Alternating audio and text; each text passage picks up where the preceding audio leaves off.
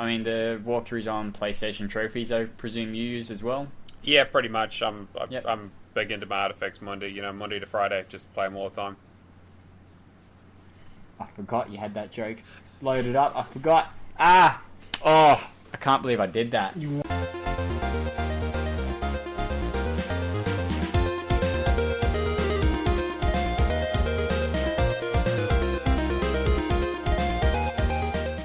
Hi everyone, this is Mr. Roboto Kirby.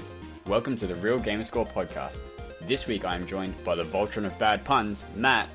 Transform! And the Megazord of Song Disappointments, Cameron. Here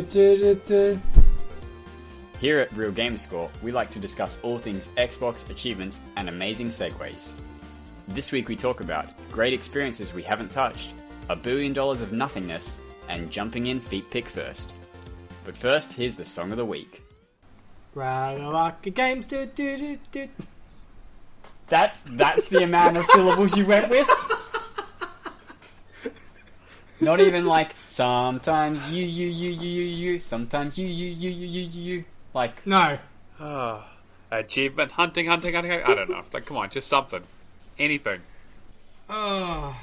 Rada-laka do-do-do-do, rada-laka do-do-do-do, rada-laka do-do-do-do, rada-laka. Getting easy K do-do-do-do, getting easy K do-do-do-do, getting easy K do.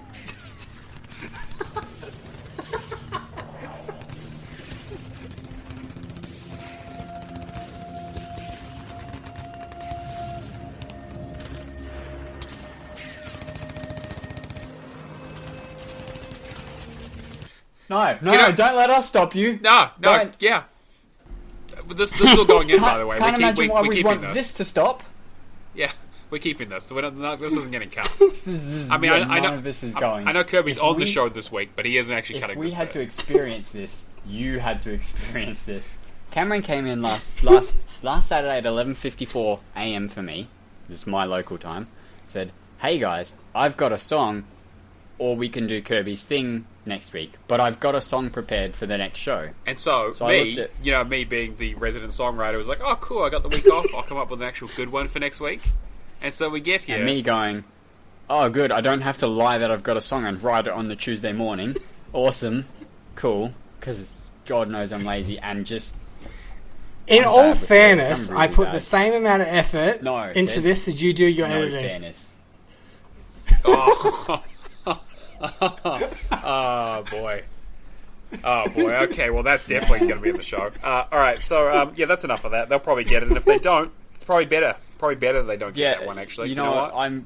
I'd actually prefer if no one submitted an answer for that, to be honest, because I don't want to have to relive that memory by seeing your answer. Yeah, no, I 100% agree with that. Hello everyone. Yeah. What a start to the show. Like, it could literally be no better start to the show. Sorry, I was looking at the comments because we both wrote the same thing in the Song of the Week. It wasn't that it was awful. That's just what we thought, not what we wrote. So, if you would like to enter our Song of the Week competition, that's the first song of February. That's what we kicked February off with.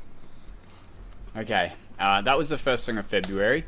We will be drawing January's prizes next week and giving a recap of the songs used, which will be a fun editing job for me that I'll definitely remember to do. But if you'd like to go into the draw, you need to send the answer of what that song is. Please, what the song is to either the Real Gamerscore account on True Achievements, that's Real Gamerscore with a 5 instead of the S, or the Real Gamerscore account on Twitter, or to me personally, because I know this one on Discord will work, because I know this one, so I can enter you in the draw, because I'm really upset that I know this one, but, it is what it is. Speaking of Discord, if you'd like to join our Discord, the link is discord.io/realgamerscore. If you type that into your web browser, you'll be taken through to an invite link that will get you into our server. You just have to read the rules and say hello to the bot, and you'll be in and jump in and chatting. I honestly don't know why you would after that, but if you do want to support us monetarily, we have a Patreon set up, patreon.com/realgamerscore. We have started the month of February, so all our Patreon money is going to be coming in shortly. And we do have 2 new patrons. We have Hack and Pone, who is most recent, and then one before that who... There was conversation in the Discord, and I think I know who it is, but they didn't put their Discord name or any sort of information that might indicate who it might be. I'm fairly certain their name is not in the gamer tag, but this person did mention that they were signing up for the Patreon or had signed up and it hadn't paid it hadn't pulled the money out yet. But I think Retro Chief 1969 is our new patron.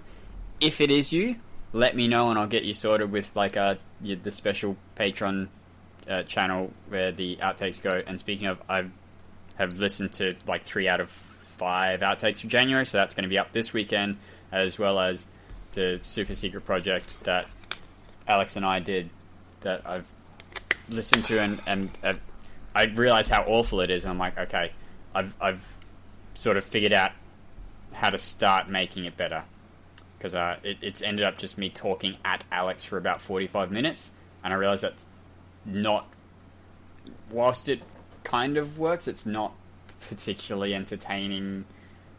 So I need, I've refined that slightly in my head. I just need to execute, which is always successful. Yep. Head to whatever always works out well for me. Contests. The other contest where you can win prizes outside of the Song of the Week or the Patreon giveaway is the random to-do list giveaway that we set up. This month we don't have a prize yet, but we'll announce it next week's show. We'll announce the prize. January's prize, it will be too late to get any entries in because the random to-do list for January has ended and the list for February has started.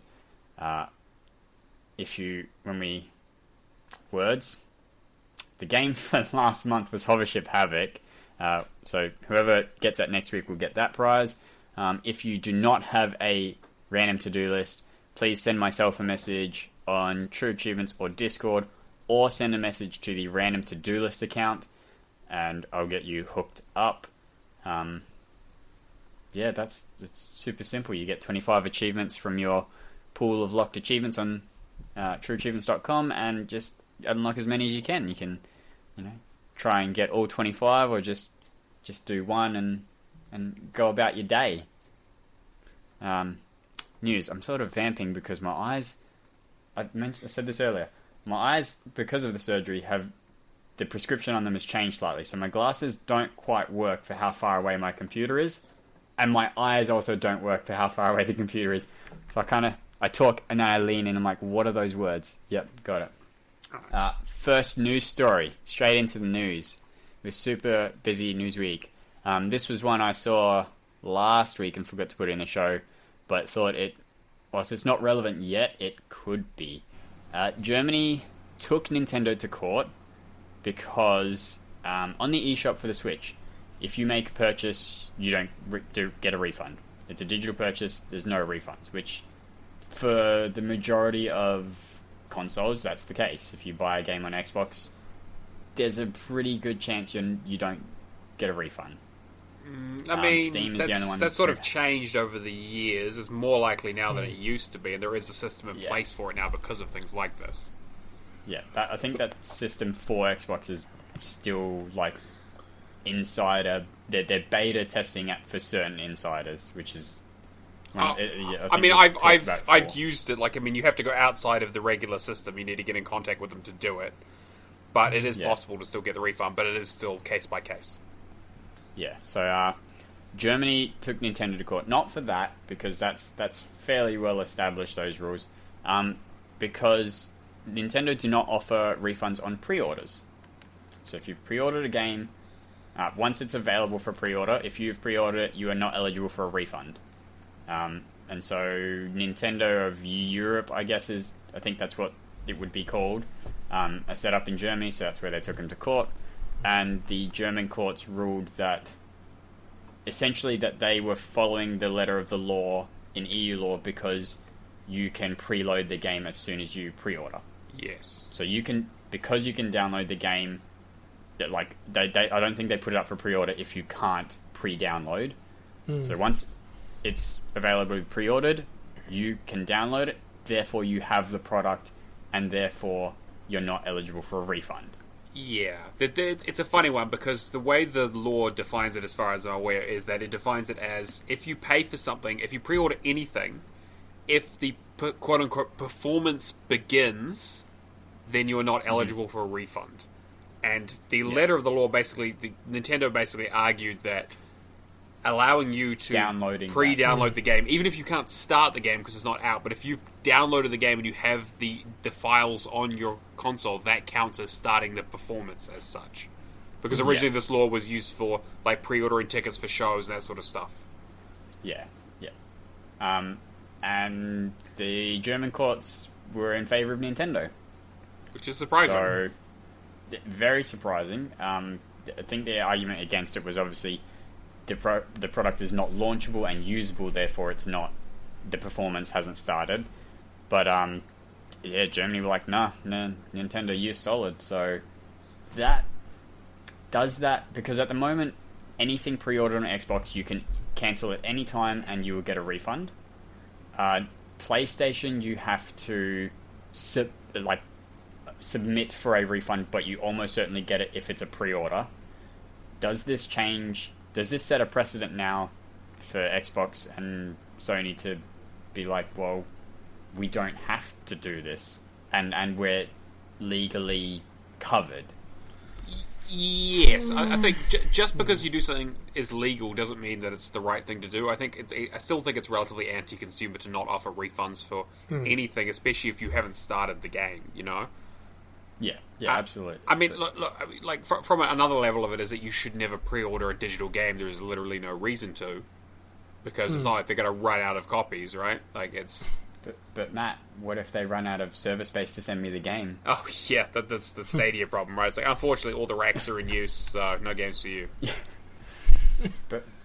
But Matt, how will the developers get my money before I have the product if I don't pre-order? How do I pre-order a product when I don't know the reviews and how good it is, and I'm just gonna get this thing on blind faith with no recourse to get a refund if it turns out it's bad?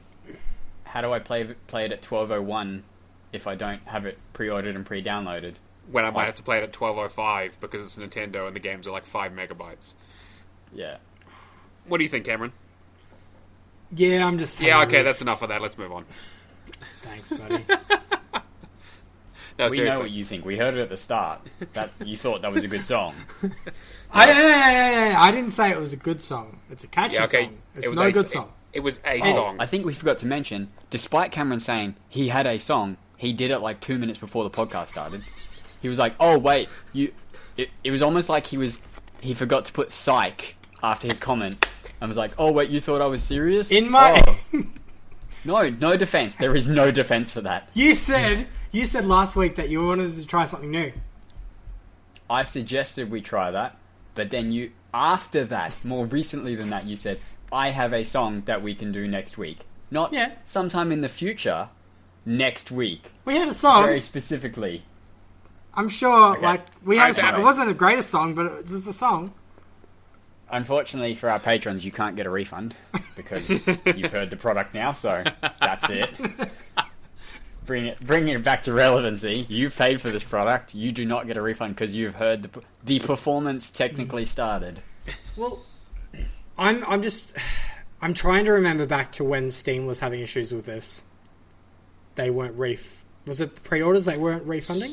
So, Steam originally didn't have a refund mechanism in place for ages. They basically said that you didn't have one. And so EU law basically was that, no, you have to have a refund ability built into your system, because essentially EU law is that you have to be able to refund faulty products. Yeah, I'm pretty sure... Australia too, we took them to court. Exactly, I'm pretty sure Australian consumer law, yeah. Yeah, same thing. So... I'm trying to see in this where you say they won, though. Yeah, so Nintendo won. We don't have an article for that because it's recent and it is being appealed. Because I think it was end of late 2018 that they took them to court. I feel like. Oh no, sorry, it was the end of it was like November 2019. And so that was when the decision happened. 2019, Yeah, so it was sorry. just a couple months ago, but they only just and the decision's only become public like last couple weeks ago. Yeah, and it is being appealed, which means in about 4 months it'll actually be sorted and a decision will have been made. Because of course it was appealed, because when has a court decision ever not been appealed when it's reasonably big? Like, Yeah, and when to should- be fair, I think they probably have a case for appeal there, because I would... Oh. Yeah.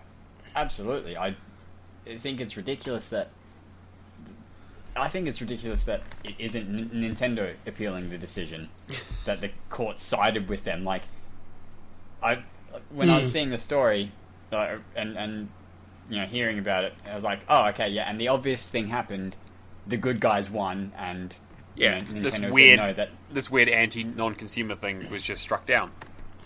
yeah, that and then Nintendo won. I'm like, what? I'm sorry, who did what now?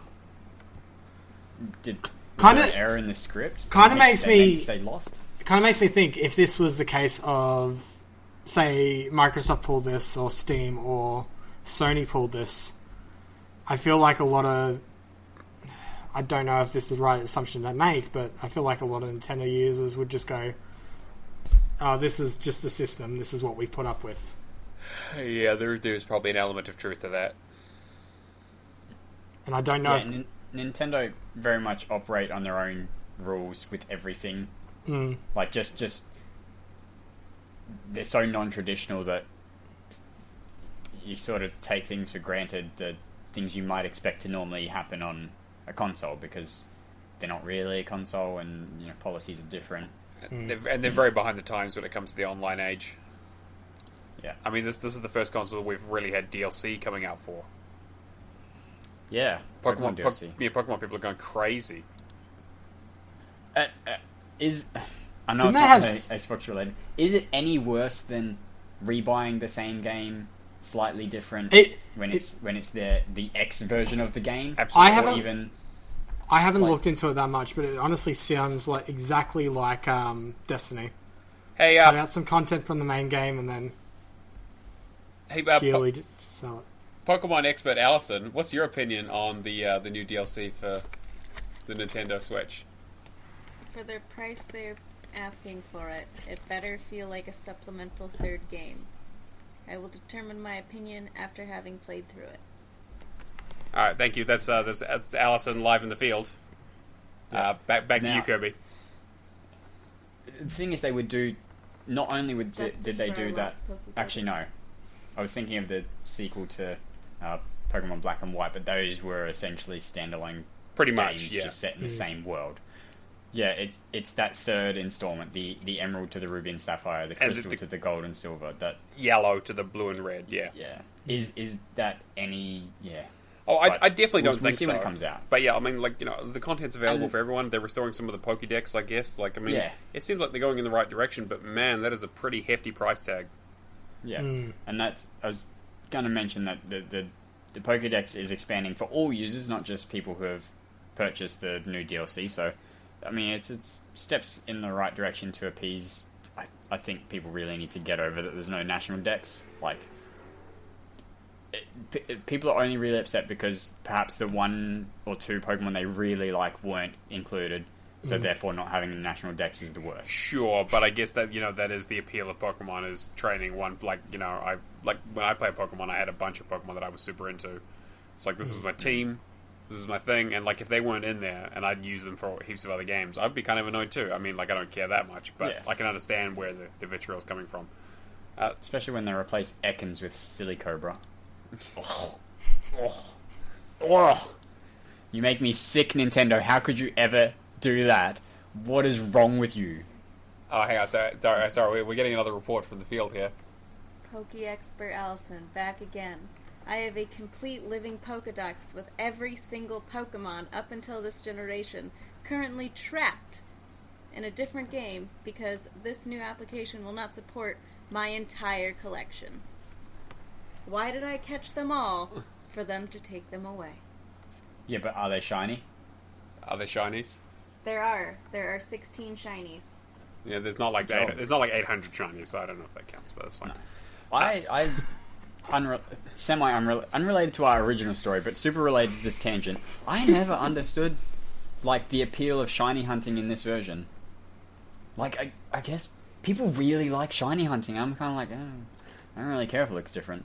Yeah, I mean, the apple Pokemon comes in a green apple variant if you get a shiny version. I mean, I can kind of see the appeal of that, but other than that... Yeah. Wailord looks like Thanos, to be fair. That's pretty good. Version. That's pretty... That is pretty good. He just a Draco. And then when you can play with them in your tent, you throw a ball, and he just slowly chugs over to it. That is fantastic to see, but... Speaking of microtransactions... Sure. And Nintendo's interesting move into it. Another company that's been making a lot of money on microtransactions and DLC, unsurprisingly, they always do. Is EA? You might have heard of them. The Darth Vader of video games. Small little startup. Got a couple games out. Somehow snagged a Star Wars license. I was going to say, it's funny because you say they have a couple of games out, but they literally only have a couple of games out. Yeah, like that's it. Like they have the same creative output as a one-person indie studio at this point.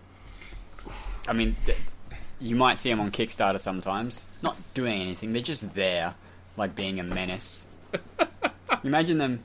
I could imagine an EA rep just like going onto some random game about to be kickstarted. This looks like trash. Get out of my development field. Oh man, that'd be so funny. They're way into the Mighty 101 Kickstarter. Couldn't hurt their PR either, to be honest. Could only improve their public relations. Wonderful 101, not Mighty 101. But yeah, absolutely, yeah, exactly. But they made almost $1 billion in microtransactions last quarter, and I don't think it breaks down in terms of title. Because I'd want to say that FIFA is like 90%, still 95% of that. Yeah. Yeah. I know the Madden Ultimate Team does okay. And NHL as well. But it's nowhere near FIFA. I mean, they do suggest that the sports titles are the primary source. Especially given how well Fallen Order has done. Yeah. So, for the first time ever, a game has done above expectations for a publisher. But it's Respawn, though. Yeah, it is. Yeah, true. But they're owned by... Yeah. I mean, but Titanfall 2 did under expectations, so now they're just basically at the midpoint where they're not necessarily getting axed this week. Okay. I find it Although interesting, they also said though. Battlefront 2 performed above expectations. Yeah. Where? In what? I find that interesting, though. With renewed interest in Star Wars overall thanks to the rise of the Skywalker. Yeah, I like how there was just this whole cancel Not culture the around it, Skywalker, and now the it's Skywalker. like... Star Wars! Yeah! I mean, look, I love Star Wars, as anyone who knows me would know, but, like, oh boy, that last movie was rough. And Battlefront 2 was rough, and all the Star Wars stuff that they've done for ages, right? And we've talked about it heaps and heaps, but, like, Jedi Fallen Order was like up there as one of my games of the year last year, and like it had a couple of microtransactions for some of their pre-order stuff, like to get like a certain lightsaber. But I think they released that stuff for free anyway. Now is free. Yeah, so like it was a really well contained game. But like when you see this company making almost $1 billion in fake microtransactions, basically, like they didn't produce almost anything for this stuff. It's all just loot boxes and card packs and it's like, how do you convince these people to keep making video games like Fallen Order, where it's like, oh, it's sold above expectations, but it's like, well, we could spend, $5 million making this game, or we could spend $500,000 making a new FIFA and make that money back hand over fist. Yeah, and above expectations is they're reaching. They're thinking now that they'll reach 10 million by the end of March, as opposed to 6 to 8. Yeah. So it's not like they're going 500% more than they were expecting. They're doing 25% better than they expected. 10 million is a really good sales number to hit. I mean, I remember when, was it like Tomb Raider came out for Square Enix and Rise of the Tomb Raider, and they were like, oh, this is going to sell like 6-7 million units. And everyone was like, this game's pretty good, but it sold like 5 million. And they're like, this is the worst game that has ever been created. Going to shut down the studio, going to cancel all the games, going to get a different team to make the next one. Like, I mean, gaming expectations that was all weird over the because place. Rise was a timed release. Yeah, that timed too. Exclusivity. Yeah. To do that and go, wow, this didn't sell as well. Okay, just wait for the other console that you decided to not release on, which was PlayStation. It's like not like I'm defending them or whatever because they didn't release on Xbox at first, but like they didn't release on the bigger console first, and were like, oh, this only did 5 million, huh? And the PlayStation is much more a console for those action adventure-y, platformy type games, like Last of Us, Uncharted. That more of those games I feel show up on PlayStation than do on Xbox. I think partly because the reason you're listening to them is because they're exclusives, though, right? I mean, if they were on multi-plat, you wouldn't have even thought about them. No, fair enough. Yeah, but even then, what games similar are on Xbox? Well, I mean, I would say exclusive or not. I'd say like Jedi Fallen Order fits into that category quite well. Probably the most recent Devil May Cry kind of fits into that. Like, there are a few others. I mean, it's not been... Yeah, I mean, it's been a bit of a quiet year for the... Well, I don't know. Last year was some good stuff, but like that category of like, like Spider-Man stuff or God of War or like... I feel like it just leans more towards PlayStation for me. Just like if I said JRPG, you would think PlayStation. For the most part, yeah. But that's more the fault of the people who aren't getting the games on Xbox than it being the platform for... Yeah, exactly. Well, it's kind of a chicken and egg thing. They tried to fix that with a 360, but it didn't really work. Lost Odyssey is still a good game, though. Yeah, Phantasy Star Online 2 beta has, I think, gone live. Yeah, I saw that.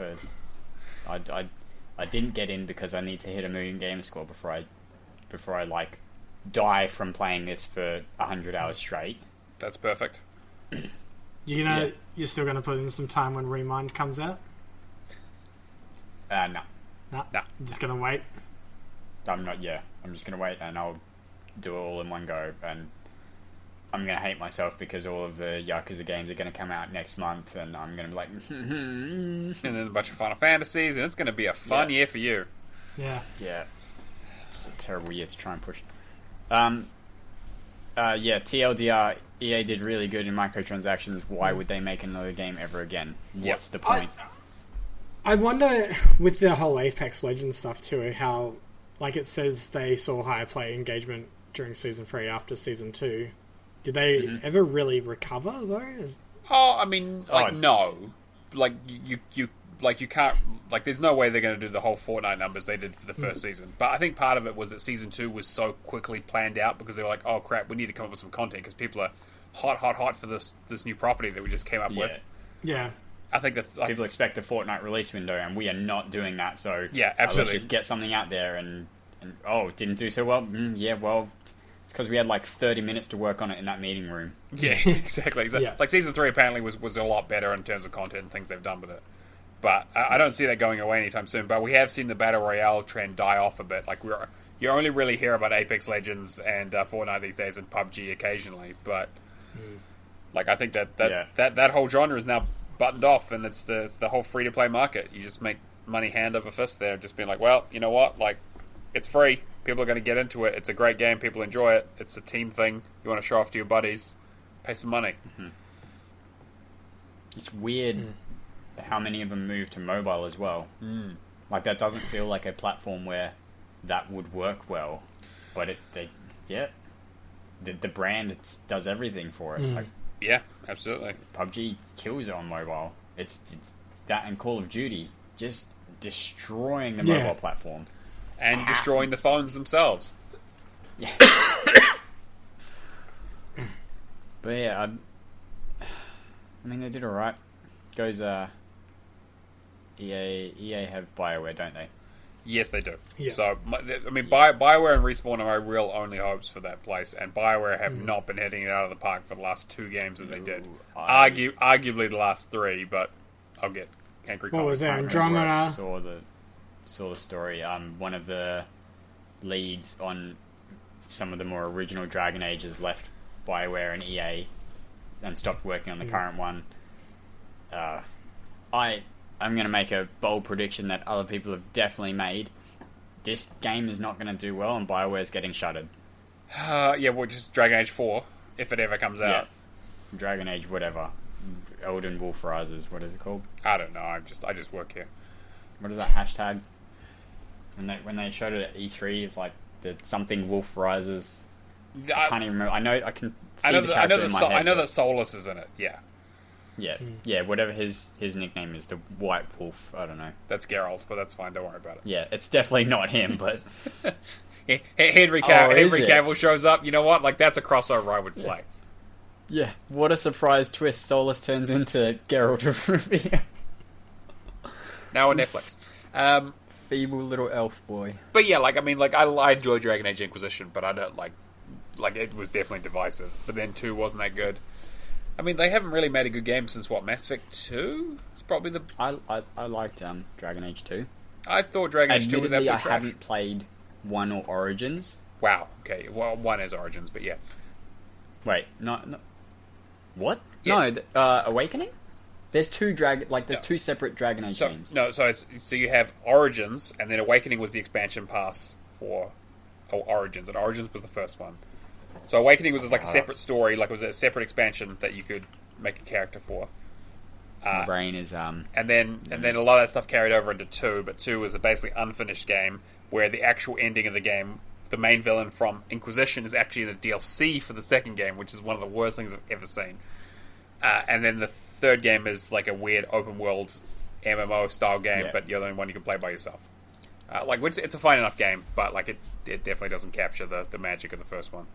Sorry. I don't know where my brain was separating, thinking Dragon Age was like a whole side game to Dragon Age, where it was set in that world but completely different stories, but still in that timeline as well. Don't know where my brain figured that out.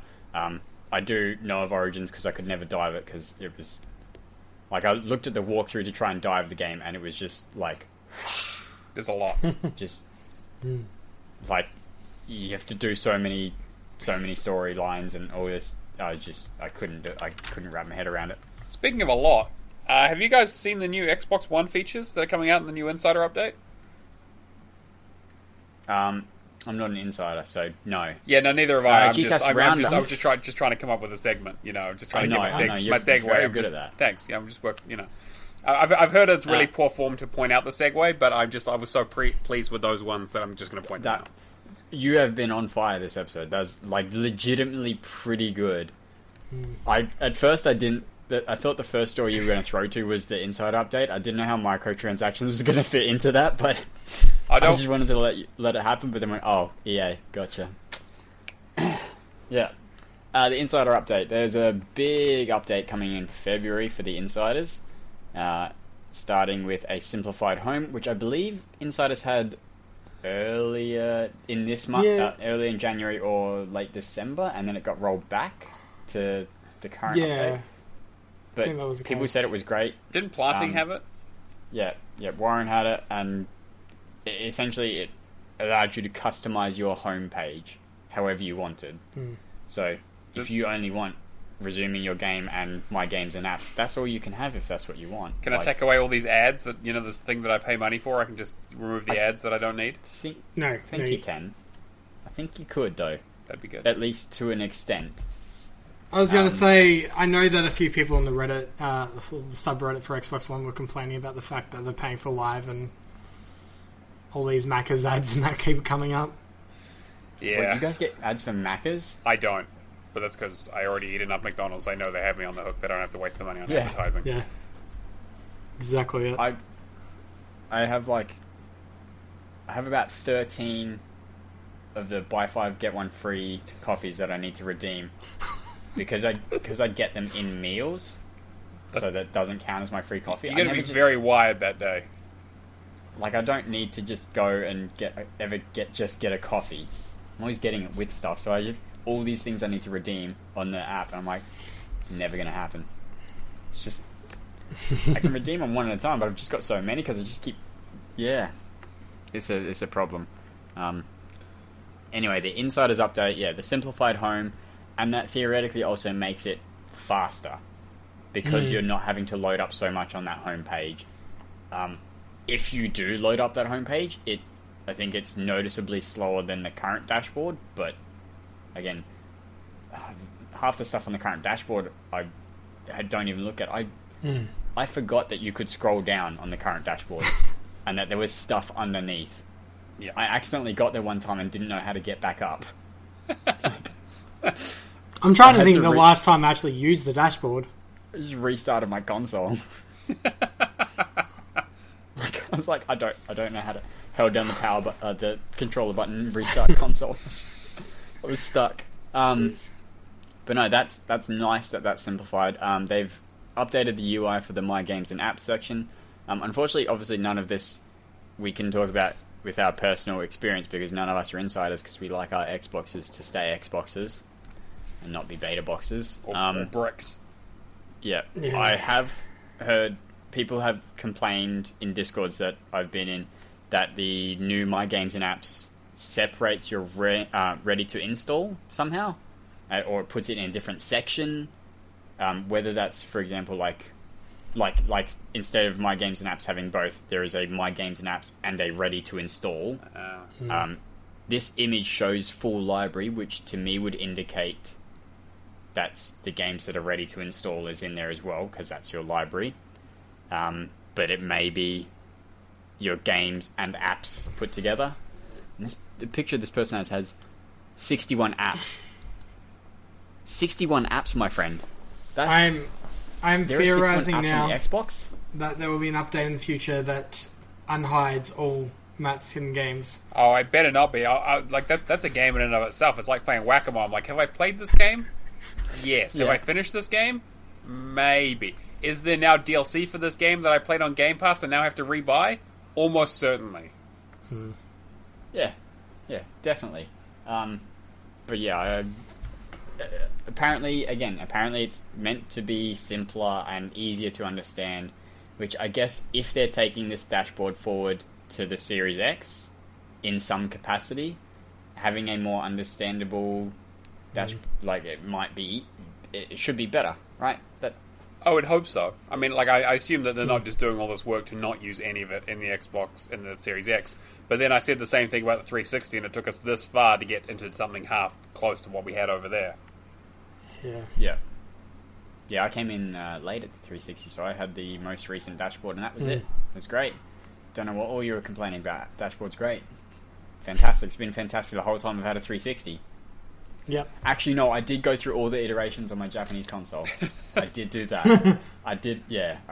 That was an experience. Didn't know how to navigate whatever the first thing was. The blades. I love the blades. Yep. I don't know what was going on there. I didn't know how to get settings to update. For whatever reason... Sorry, you go. No, I don't care. Go. For whatever reason, this is making me nostalgic of Snap. Oh, yeah. No. I kind of want Snap back. No. No one needs a Snap feature. Why not? It's just... It was dumb. It was dumb. And we don't need anything more than the achievement tracker to work. Okay? That's... Look, yeah. I mean, if the only change is that they force all games to use the achievement tracker properly, then, you know what, I'm happy. That's fine. They don't have to change anything. Yeah, I could live with that, actually. Image support in conversations. So you can send GIFs to each other. Yeah. Just, look, they've already made a deal with Discord to do some Nitro with Game Pass. Just implement Discord. Honestly. That's actually a great idea. Yeah, they really should. I'm surprised they haven't already. Like, the only thing is, like, an unofficial third-party app. And it works hard. What? There is a third-party unofficial app for Discord.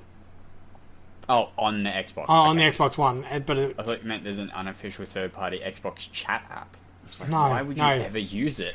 Sorry. Sorry, yeah, no, you're good. Yeah.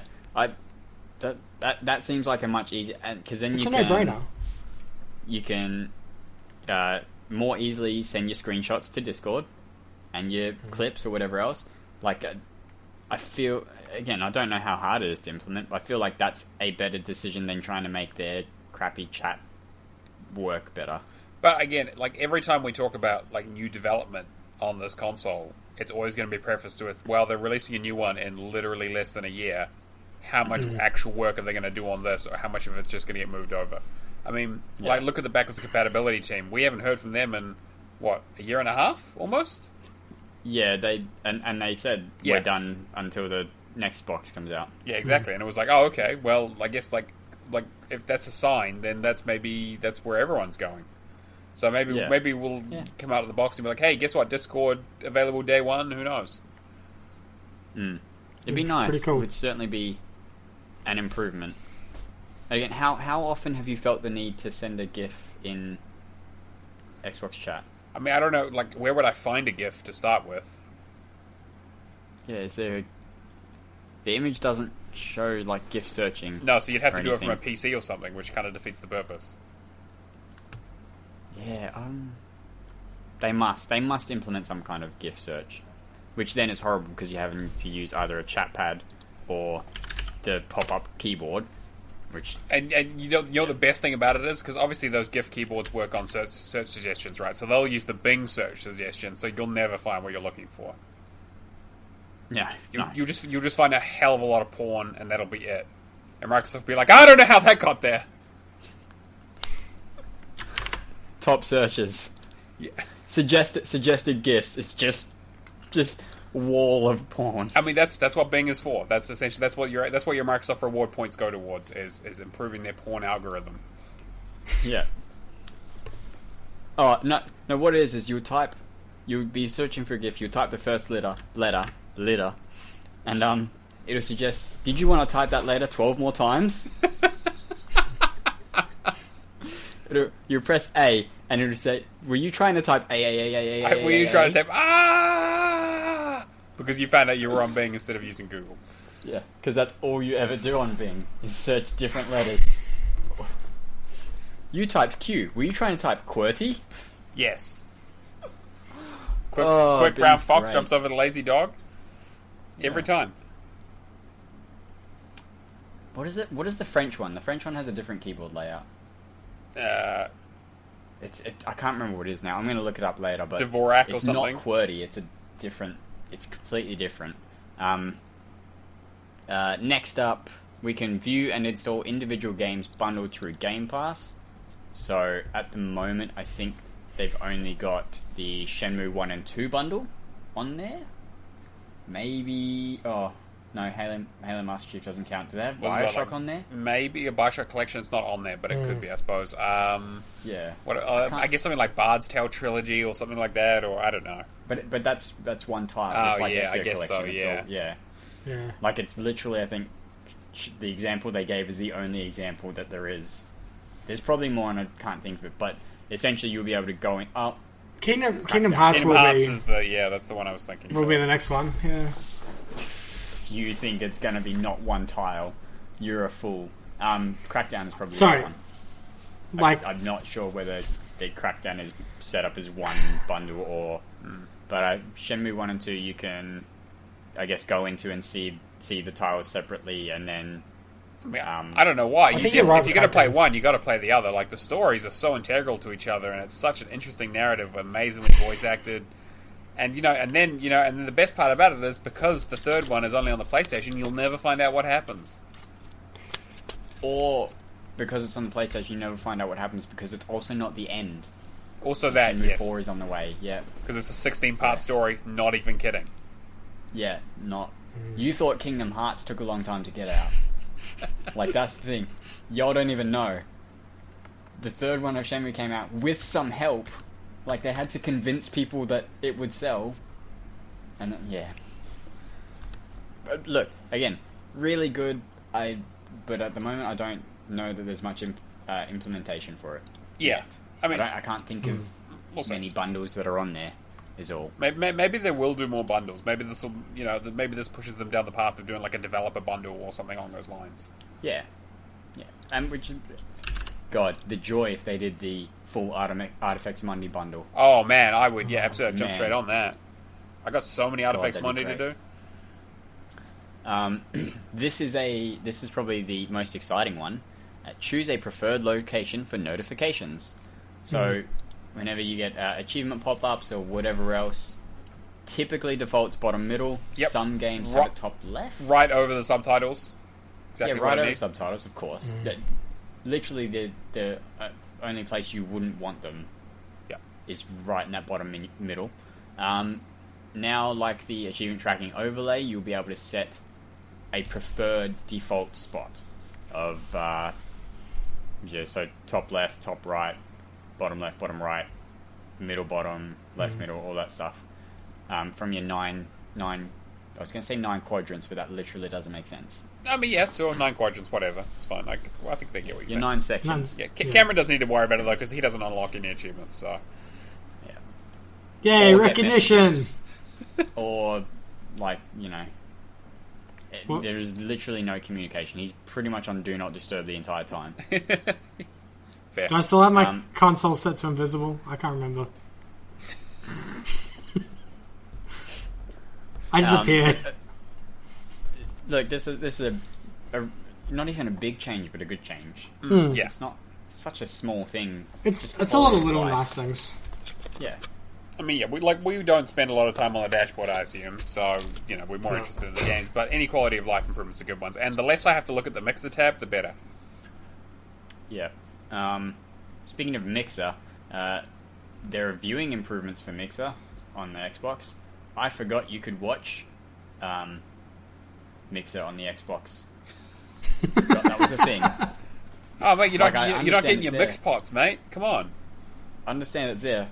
In my head, it was only for streaming to Mixer from your Xbox. Nothing Remember- just watching.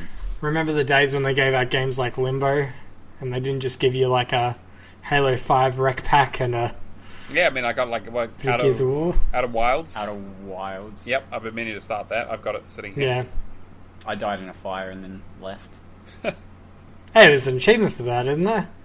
That's exactly why I did that. Yep. But yeah, I guess it's easier to do things like hosting a streamer's channel from your. So I guess if you're reasonably big and for some reason decided not to do it on your computer that you probably have if you have any reasonable size following, you can be like, oh yeah, right, forgot to do that, gonna do it on my console instead of on the computer that's almost certainly still in the room. But no, yeah, again, nothing bad to say. Really cool, just not for us. And finally, they have more storage management suggestions. So I don't know if this has ever happened to you, Cameron. Yep. When you install a game and it doesn't have enough space to install, or you're installing an update that doesn't have enough space, the console will say, we need X amount more space, you need to free up some space. Would you like to clear some games, delete some games, essentially? Yes, and That's it recommends certain games too that you haven't you have played. seen this, I'm surprised. I Yeah. didn't think you played games. No. but yeah, Just it because does he that. doesn't play them doesn't mean he doesn't download them. There's a big difference. No, when I Every single Game Pass was game installed. when I was in the Insider program, this was one of the first features that I saw and went, this is what I like, because I remember dealing with any storage management was absolute hell. Yeah, it's never been good on the Xbox One. And as soon as they implemented the, uninstalling, reinstalling certain games, and then having that recommended uninstall, that was probably one of the best things they did. Yeah. So they're, instead of just uninstall, they're also now putting a move option. So if you have an external storage, you can move them around rather than just straight uninstalling, which is nice. And they're also looking further into ways to help with storage management. Somewhat recently, I think in the last 12 months or so, I noticed that there's an option that the console will look for DLC that's installed where the game is not. Ah. So you can find that and get rid of it, presumably, That's a or good install idea. the game. And also uninstalling, I guess it was uninstalling updates you didn't need. So I had a Rise of the Tomb Raider update or something installed where it was X enhanced, and I guess it decided I didn't need it, even though I have an X or maybe it was done so that I could get achievements. I don't know, but it has that feature, and so if you I guess downgrade or move to a different console temporarily for whatever it'll suggest you don't need this update, so you can get rid of it or whatever. But again, just little things that help you with storage management. I think it was like 10 gigs that I freed up with that download, so that's nice. But the dashboard being probably the biggest thing, I will probably look into more about the My Games and Apps and see how that's changed, because that's where I'm going to be affected the most. Yeah. Alright, yeah. Same for you? Yeah, pretty much. Yeah. I'm gonna Same but different. I'm gonna boot my Insider console, try and figure it out, and hopefully get into the xCloud program too. You don't need an xCloud program, you just need in console streaming. They're separate. Oh, you know what I mean. Yes, I do. I just don't want you to confuse me. Or the listeners.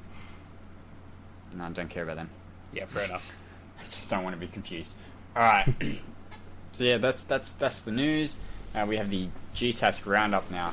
And we're getting slim pickings. Like, I have like 4 teams left I'm following. Would you say the knives are out? I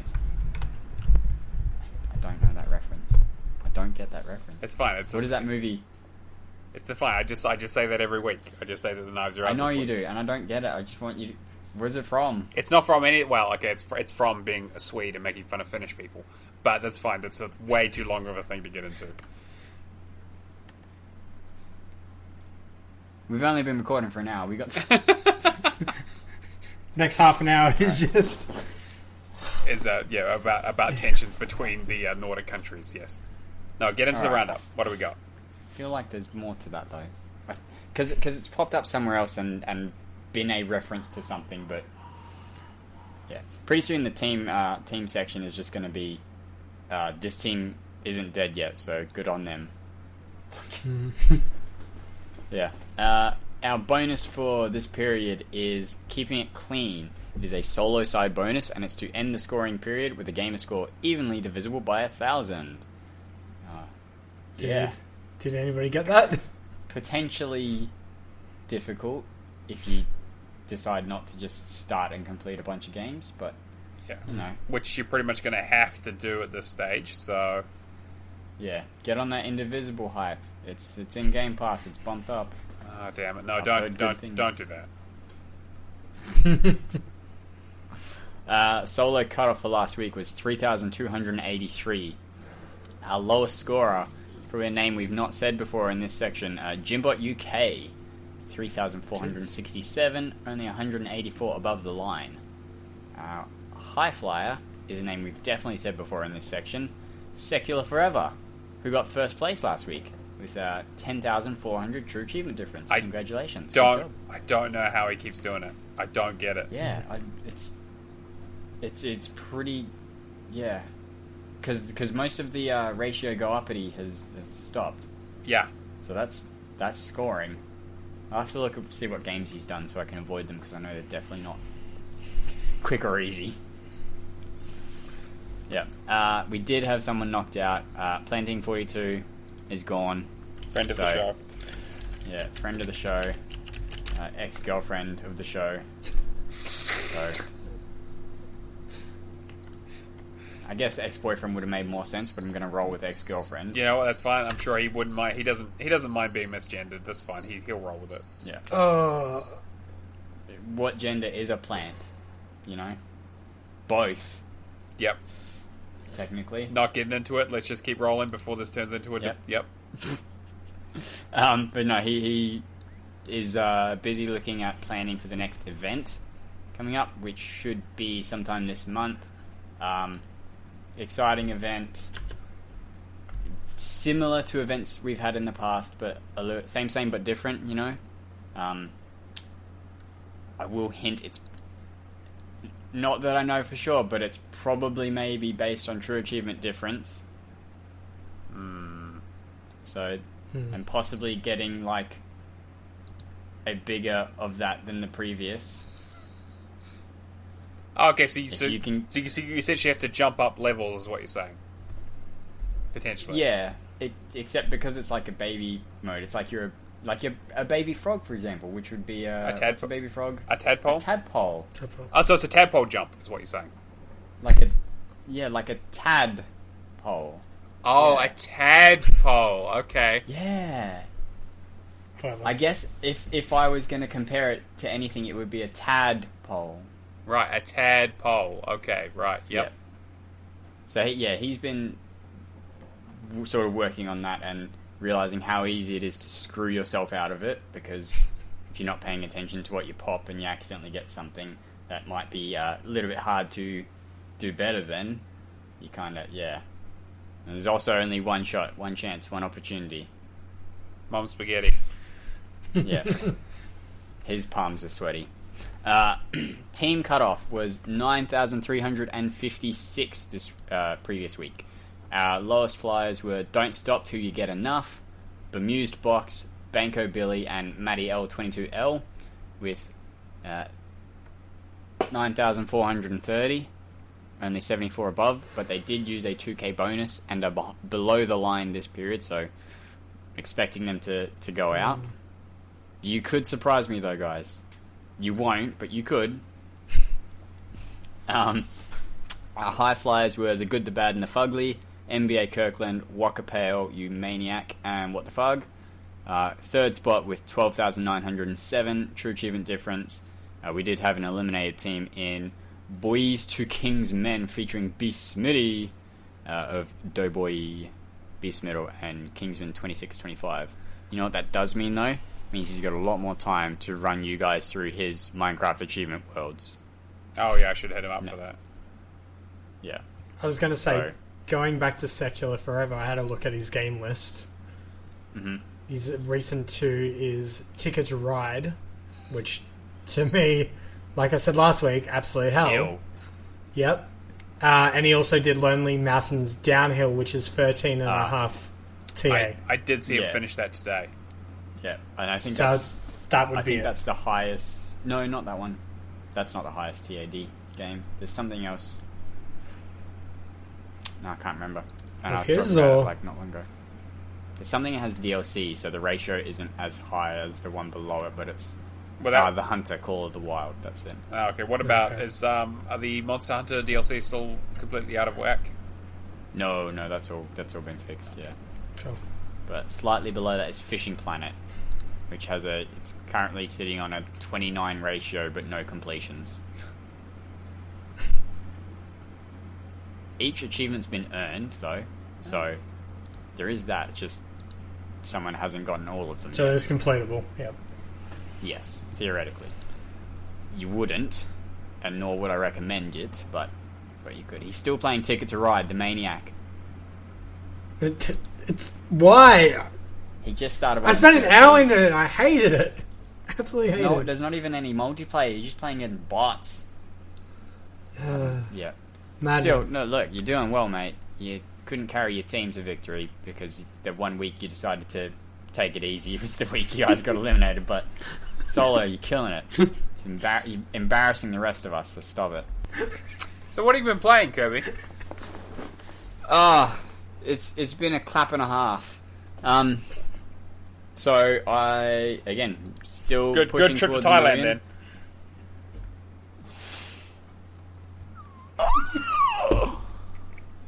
Oh god, no, because I can't. I went to the airport on Friday, and it was just masks everywhere. It's unbelievable. Like it's just. Oh, is something people are happening? People are freaking out so much about this coronavirus. Oh, the people realize the beer's not good. Yeah, well, that actually it's probably only the Mexican beer. It's not very good beer, but they've got so many international bottlers that ours is better because it's made with better water. I mean, because that's 99% of what it is, right? Yeah, water. Yeah, it's practically a Bud Light from Mexico. Yep, it's like having sex in a boat. I'm not gonna. Don't know I'm why not, you do this to me. I'm not gonna say the punch. I'm not gonna say the punchline. You guys can figure it out. So, what have you been playing, Kirby? In this segment that hasn't been cut out yet. On the push to 1 million.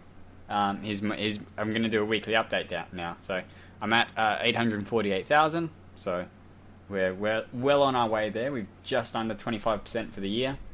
But I played some mostly quick games, and one long game because I'm pushing to play longer games on the weekend while I have obviously a longer chunk of free time, rather than doing a bunch of quick games on the weekend. Because, in a week, say I need to get 7,000 Gamerscore, I could do that all on the weekend, but I feel weird not getting score during the week as well. Like it seemed, even though it's exactly the same whether I get 1,000 every day or 7,000 on the weekend, in my head, it doesn't. It's wrong. It is the incorrect move to make. So, trying to do some of the longer games on the weekend, but that means a lower output of game score there. I've played, though, Milo's Quest. That's the new Ratalaika released last week. That was a good, fun, 15-20 minute romp. That's about as long as the game is as well. You have to beat the second boss to get all the achievements, and there are only 3 bosses in the game, so there's really, don't know why they didn't just push you slightly further. It honestly doesn't take that long, but it was good enough. Graphics wise, it looks similar to Super Box Land D-Make, whatever. It's got that same art style. I think it might be the same devs, but I haven't looked because I don't care enough. But you play a dog and you solve puzzles and defeat ghosts. It's really, really simple, really easy, nice quick 1K. Bills and Sangrias from the hidden levels have guides out. Sangrias was crazy and played all the way through and got 100% all the game, so solved all the puzzles and stuff that you don't need to do. But crazy man, good on him. He loves them rather like games. He genuinely enjoys playing them beyond with the achievement stop. So he's a soldier. He played through all of Foxyland 2. Can't imagine doing that. That was awful. Finished up the Long Reach because I'd previously dived it. I get the story, but I kind of don't. It wasn't great. No, it really wasn't. It was essentially just a science experiment gone wrong, and you hallucinate a lot of stuff, and the bits that I did pay attention to, because I was absolutely speeding through the conversations, just wouldn't have been a very compelling story. The art style is not as pixel art as I remember. It's slightly higher res than what I was remembering it was, but it was fine. The only frustrating bits is the few occasions when there's a killer roaming about and you have to kind of avoid him slightly. Yeah, the stealth and running sections are not very well made. And when I died, because I was like, oh, right, yeah, I'm going to die, I forgot that it just starts, everything is going to be the same. It's returning to a checkpoint. So I would then die 4 or 5 times because I'm just doing the exact same actions and running into the killer at the same point. And then I'm going, oh, wait, yeah, I need to just wait 10 seconds and then he'll not be right there to chop my head off. Yeah. Not great, but, it is what it is. Pixel Gladiator. It was on sale a couple of weeks ago and I picked it up. It's got had a 1 to 2 hour estimate on TA because there was, before launch, the survival mode would give you 100,000 coins to start off with, which would give you more than enough money to basically buy all the upgrades and achieve to get all the achievements you needed in survival mode. So that now has been reduced to 10,000, which I think is what you were intended to start off with. They just added a 0 they weren't meant to. And then there's 3 arenas that you have to beat. Sangria's is he has an original video with that original survival, but also has all 3 arenas, and that shows you really good strategies to get through those arenas. I did them basically first or second try with those videos, and then he has an updated survival mode. I still got the completion done in 58 minutes, so it was still under an hour. I guess I could see where some people struggle you're not particularly great at combining platforming with twin stick shooting. I have heard that some people are having some issues with it. Yes, but I didn't find it too particularly frustrating. I still think that 1 to 2 hour time estimate would still hold up. A word of warning though: the start button, despite dimming the screen, does not pause the game. You must, if you want to pause the game, you hit that back button, because I was up to the final boss of the second arena, and someone came in to talk to me, so I paused it, or so I thought, finished the conversation, turned back to the game, and was dead, and I went, wait, what? But I paused it, and I'm still scrolling through the menus while it's on the dim screen. I'm like, what's the point? What? Mm-hmm. Yeah, so I had to do that twice, but not a real issue. It's still pretty cruisy. But yeah, nice quick completion. I finished off my 2 final owned Artifacts Mundi games, which was Modern Tales Age of Invention, and I don't remember what it's called because it's changed name. I think it's King's Heir now, but it was Kingmaker because there was a copyright issue, so they had to change the name. Really pretty easy. I mean, the walkthroughs on PlayStation Trophies, I presume you use as well? Yeah, pretty much. I'm Yep. I'm big into my Artifacts Mundi. Monday to Friday, just play them all the time. I forgot you had that joke loaded up. I forgot. I can't believe I did that. You walked into that. I know, and I knew about it too. It's like I went to a door and said, "You'll be punched if you go through this door," and I went through it and was surprised I got punched. That's every week. Yeah, I know. It's just, but no, yeah, the PlayStation Trophy guides are great. It's like the one person that makes all of them, and yeah, just super easy, pretty clear. Kingmaker, I had a slight issue with because, in some of the hidden object puzzles, you need to interact with things that aren't the objects themselves. So in 2 of them, there are animals you need to interact with, and that mention is so. In the line it says, solve the hidden object puzzle, get X item, and then in bold afterwards, make sure you interact with the rat.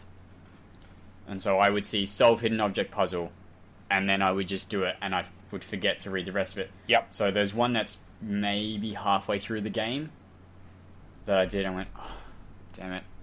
Had to restart, went through it again, got to it, did it, no achievement pop. And I realized because I'd just done it, I'd missed animal number 4 because I forgot about it, which is that's like 5 minutes into the game. The first 4 animals are like 5 minutes in, and then the next one's like an hour and a half, and so I had to restart again. Yeah, it's annoying, but it was all my fault. Like, it was self-inflicted pain, not fault of the walk. It could have been a bit clearer in the walkthrough, but it is what it is. It was still pretty cruisy. My favourite games of all time, Gnome's Garden Lost King I did. Has an easy mode, so that's great. You do all 49 levels on the easy mode, you get all your 3 stars, and then there is 2 achievements you don't have. The Get All Trophies achievement. Fantastic. Couldn't even be bothered to change that to achievements, that's fine. And the use the stop time ability, because it's an ability you don't get when you play on easy mode, because there is no timer, so there's no reason to stop it. What you can do is, back at the main menu, you can just change it to normal mode, and all your levels will still exist. I think that doesn't work in some of the versions. No, so some of the other games some of the other ones I've been playing is that basically if you start it on normal, you have to play through all the way back up to where you unlock it. Yeah. So you can just put it on normal. I don't think there's a continue. You just press play. So as soon as I did the last level, I switched it to normal, pressed play. My character was up to level 49. I think you unlock the ability after level 25, so it's a reasonable chunk of the way through the game. But at any level after 25, I started it, and then just waited, used the power-up, got both achievements. Took me like 5.5, 6 hours because I was sort of leaving, doing other stuff, coming back. Easy mode, as I said, there's no timer.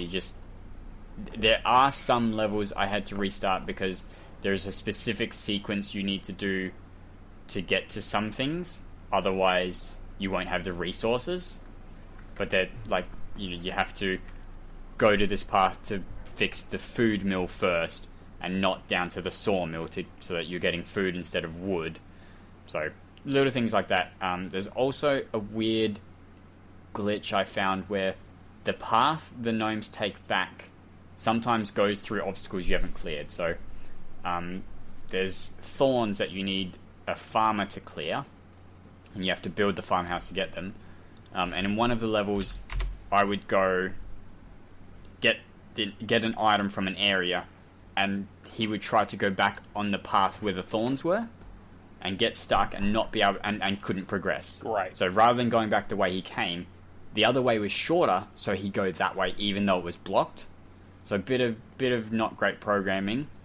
So some of them actually become puzzle games at that point, because you have to do the right set of moves to make sure you are able to get back to your house and not going through. But like other times it's great because they'll just cut through the ogre and the bog and the big hole and just go straight back to it's only those thorns that they get blocked. Other times, yeah, they just don't care about all the obstacles you haven't cleared yet. They'll just go straight through and back to the house. I'm like, okay, sure, whatever. And actually not the last game, but second last game, Apocalypsis, the Tree of the Knowledge of Good and Evil. And with a name like that, why wouldn't it be Game of the Year 2020? Mm-hmm. Yep. Right? I mean, it is only February, but we'll call it now. Yeah, it's a really interesting game. Point-and-click adventure as well. Bad Driver has a PlayStation guide out for all the trophies, and the trophies are exactly the same as the achievements. His video is about an hour and a half, so it'll probably take you about 2 hours to do. It's pretty easy. There are there's only one section that I found quote-unquote difficult, and that's to get through an area without being killed by cannonballs for the first time. So a lot of these are, do it perfectly essentially, and if you stuff up, you basically go to the chapter select, reselect the chapter you're in, and you can just reattempt. So this one took me a few attempts because my timing is terrible, but it's still reasonably easy. 2 hours, got it done, 1,000 game score. The last game I want to talk about, and it doesn't make sense that I'm pushing to 1 million and playing this, but I can't help myself. I've gone back to PC Building Sim. Oh God!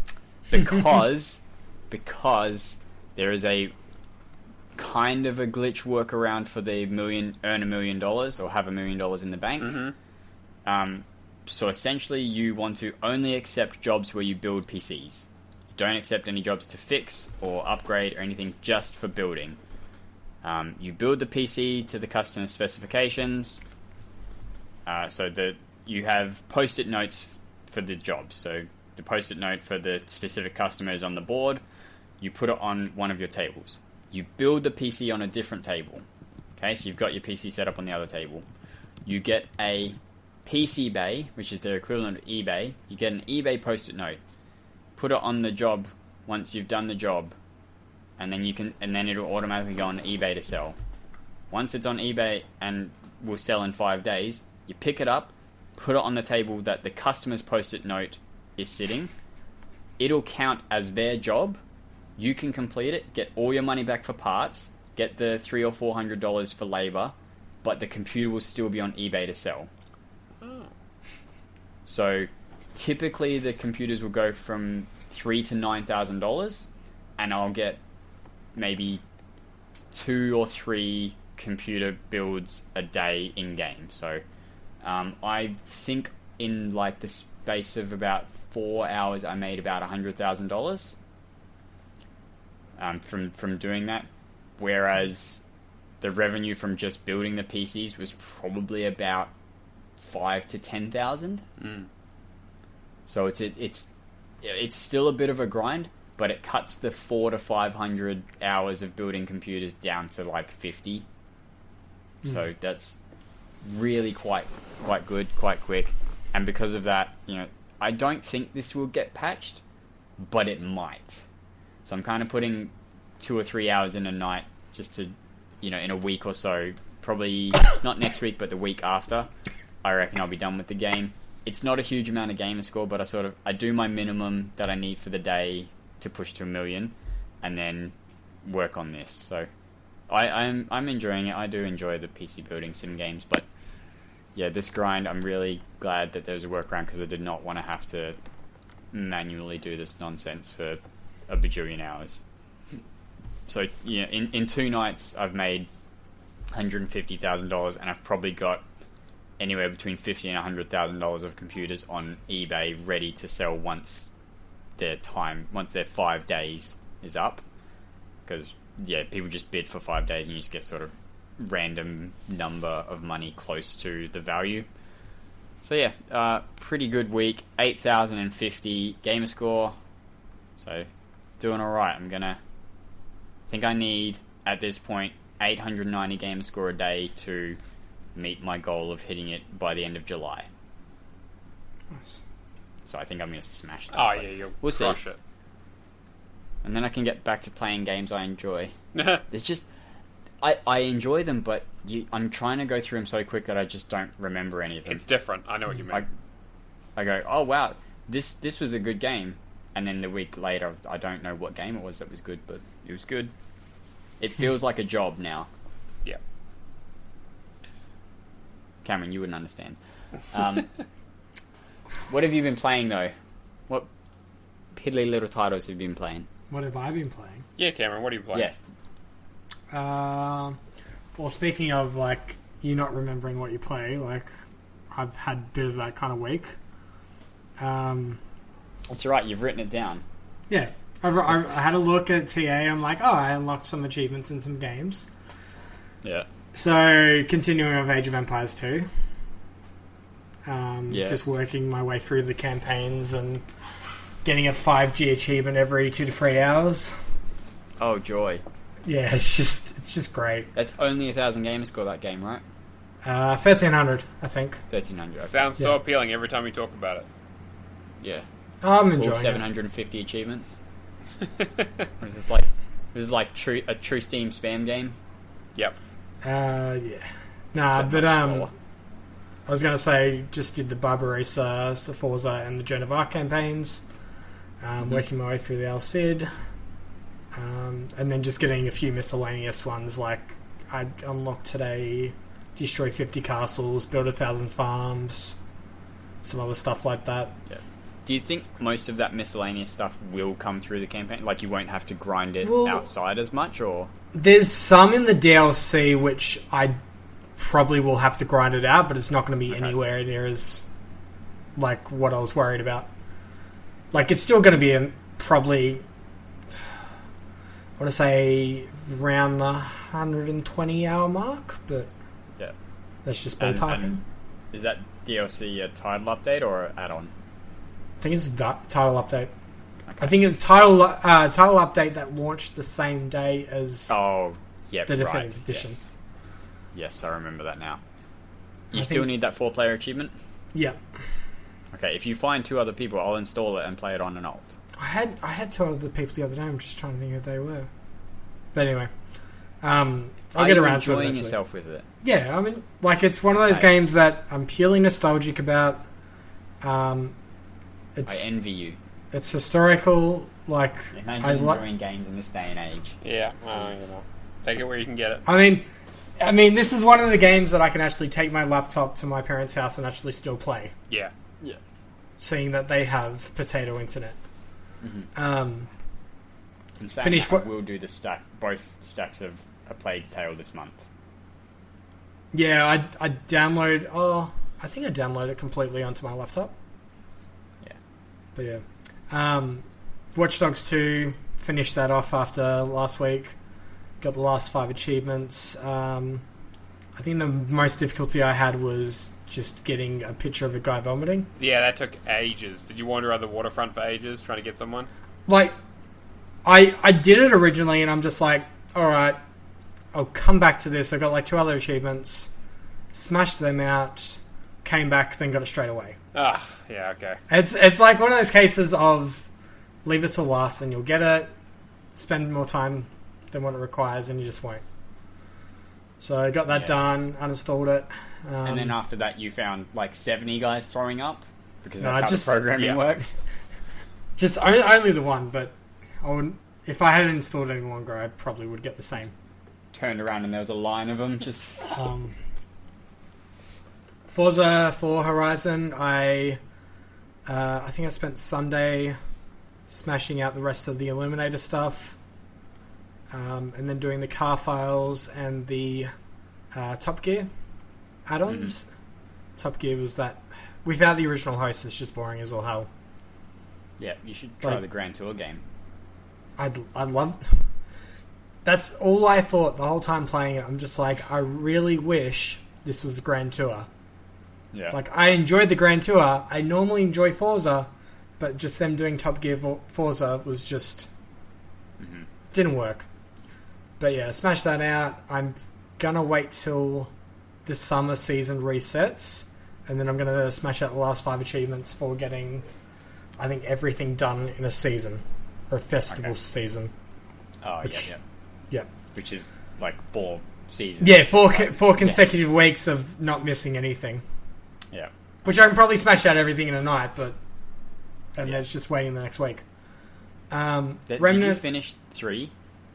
Forza Horizon 3? 3, I've got 2 achievements to go. I've got the glitch bar find and the 20 races in Hot Wheels, I think. Oh, yep. Now, did you finish 2? Yeah, 2 I finished. Okay. 2 has my longest achievement to date. Yeah. I was definitely thinking 2 when I asked about 3. I was like, oh wait, 3 was Australia, not Italy. If I can finish 3, I'll definitely go back. I think one of my friends can probably game share one's DLCs with me and try and go for the series completion, but yeah, I mean, it depends if I can get this barn fine. Yeah. We'll just delete your save and restart. Easy. That's what I did. It didn't work. Oh, you did that? Oh my god, that sucks. I went through 6 hours to try and get it to work. Nothing. Oh. Yeah, it was painful. Yeah, so I can imagine. I'm like, there's only 2 achievements left. I could probably try and do it, but then seeing how much my time is limited to game now, it's sometimes it's not worth it. That efficiency is not worth it at the moment. Yeah. I mean, if I get to like the end of the year and I'm like, I've smashed out most of the other games, I might come back to it just to get the series completion, because I think that would be a pretty cool one to have. But other than that, yeah. Unit 4. Have any of you... have either of you two played this? Never heard of it. Briefly. Funnily enough, to about the first achievement, and then I stopped. Yeah. So I think I originally did this as a dive as well. I like the concepts. I like... It's one of those games that is purely... It's a good game. I would really enjoy it, but the devs have just put stupid achievements on it. Oh, yeah. Like, beat the certain boss without taking damage. Like, your usual suspects are in there, like 100% completion and all that, which I can put up with, but I don't want to be just continuously just going up against each boss and trying to 100% it. Other than that, like, the fact that you can swap out between the 4 characters and they have their own skills, like one's just a double jump, one's attacking with a hook, one's a dash move, and the other is phasing through stuff. Like, the 4 heroes, yeah. Yeah, and then just combining their skill set to like progress through the level is pretty interesting. And also the fact that there's, I'm trying to think off the top of my head. There's just, because you're traveling like the galaxy or the universe and this kind of thing, there's like these planets you'll land on, and there's like one where one's like spells out dead retail or something like that, and then it's just like a destroyed GameStop in the background. Just like references like that. There was a reference to Brexit. Perfect. Just a few like little touches like that you wouldn't expect from a game, like along that kind of, I guess, development. But I found it interesting. The only reason I did it was because it was on my random to-do list, but I don't know if I'm gonna get there, seeing it's a 6K one. Does look pretty rough. Yeah, I'm sure it's just one of those things that if I put the time in, I'll get it. But do I want to put the time in? Remnant, I mean, once we get a consistent schedule down, we'll be doing. We're playing tomorrow, right? Yeah, I think. Cool. I think. I mean, just depends. All three of us can. It's definitely Wednesday, right? Not Brad thinking it's Wednesday when it's Thursday. Yeah. Right? That's definitely. And it's 7 p.m. my time. Right. Not South Australian time. You Australians. Yeah. East Coast East Coast or bust. Isn't that right, Kirby? No. East Coast is not Beast Coast. West Coast is not Best Coast either. Slightly, like 30 to 40 minutes inland of North Coast is acceptable coast. Birdie to Bordy, Binnets, Bin. Okay, what else have you been playing there, Cameron?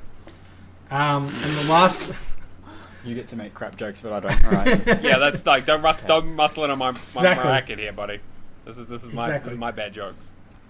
And then for whatever reason, I let my good friend Kiku / Adrian convince me into getting Fable Fortune. Oh no! And when it's closing in what, like? It's doable. It's doable in a month. Double I using the macro and all that. It's doable, but is it like Hand of God's Smite doable? No, honestly, Can the you servers just give me the cheese when you're done? Is what I'm asking. Yeah, I wish need it was 1,000 games. I wish it was that easy, but nah. Test on help. I'll test it, but I doubt it's going to work. But in terms of like the servers actually function compared to Hand of Gods, it's not us crashing out every 2 games.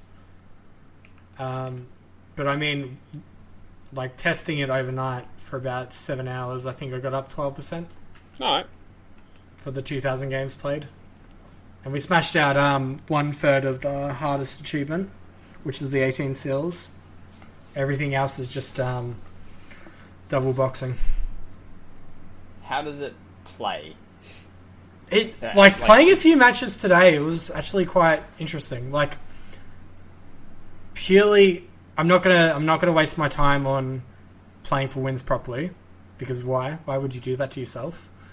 But doing co-op matches against the AAI with Adrian, it was really interesting seeing how they'd set it up. How do I explain it? There's like 6 different characters having like slightly different... How do I explain it? It's very similar to Hand of the Gods, where as each turn progresses, your action points or, you know, whatever you can use to like do a move that turn goes up by 1. You're describing Hearthstone to me right now, boy. Okay, it might be... I've never played Hearthstone. It basically is Hearthstone, yeah. Yeah, okay. so... It's Hearthstone-like. There we go. Easy. Yeah, cool. That's going to be a genre. We're going to get enough of them. It'll be just like Rogue. And they're all going to get cancelled. I was going to say, they're all going to get cancelled because Hearthstone, like, doesn't give anybody else a chance. But no, I'm glad we got there in the end, though, with that description. No, it was good, though. It was good, like, playing, like, a co-op match against an AI and taking in turns doing that. But, smashed out the normal ones. Going to try some harder ones later on, but the only achievement I was worried about, which was getting the 18 seals before the server closure, you can do 12 a week. Okay. 6 normal, 6 hard, so I can hopefully just smash it out next week, and then just like constantly set it up. But yeah, I just gotta get those 2,000 matches. Other than that, I played a few Redalakas. That I honestly went through that quickly that I can't even remember the name of them really right now. Seems legit. Yeah. Alright. Yeah, awesome. I'm glad for you. 3K Redalakas just to boost the score up a little. Yeah. Yeah, you got 4,985. That's pretty good. What's up? Matt's Right turn. Matt's turn. Okay, so I guess I'm the low scorer this week, so I'm going to hang my head in shame. Are you? I am this week, yeah. So it's been a... Why do you... To be fair, Cameron cheated. Yeah, he did play rather like us, so... Hey, yeah, I did that 15 minutes before the podcast. Yeah, of course. Like somebody last week. Yeah, absolutely. So... That wasn't a rattle like Just as bad. So, yeah, pretty quiet week for me. Yeah, played a little bit of Remnant. Still having fun with it. We smashed, we smashed like a boss, and that was pretty much it. Right?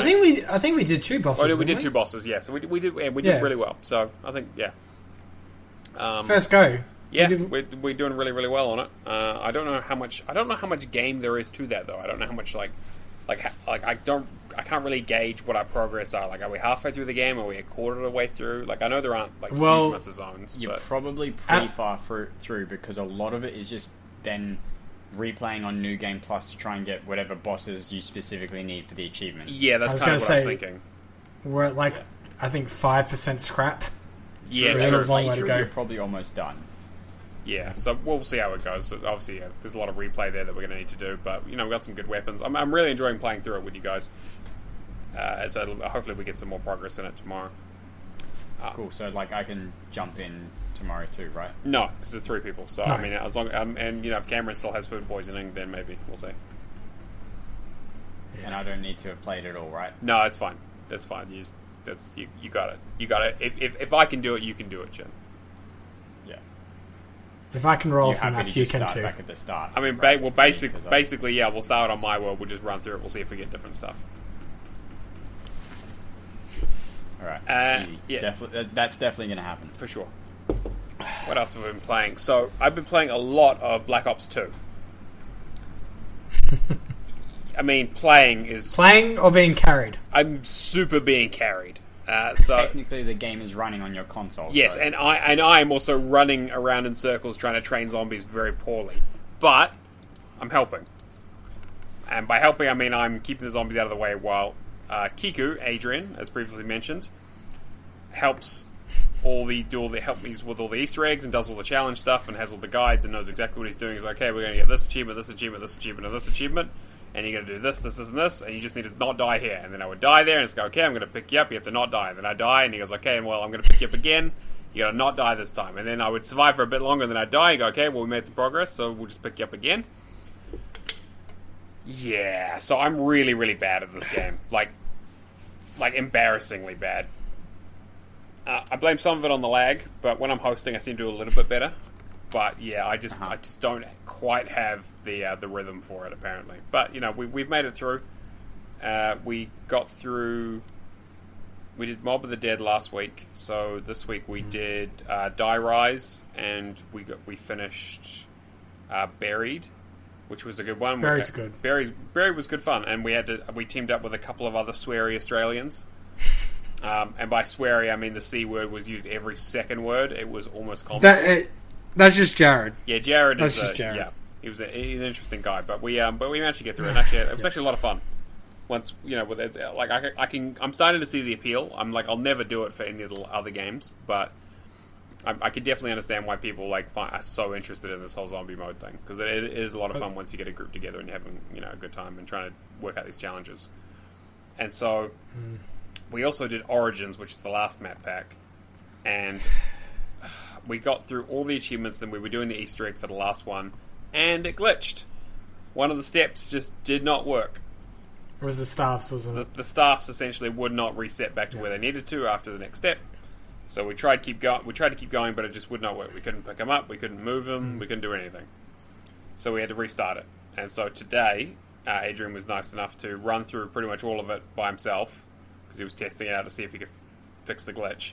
He managed to get through without glitching it. I jumped in, helped him out a little bit by running around, and then managed to pop the achievement.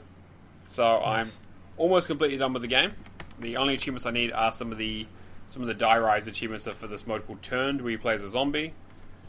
So I need to get 3 people together for that. So that's pretty much it for Black Ops 2, and then I got to go back to Black Ops 1. I got to go back to World at War and Advanced Warfare, I think are the only ones. Oh, and then ghosts at some stage, but that's aliens, so that's totally different. Not zombies at all.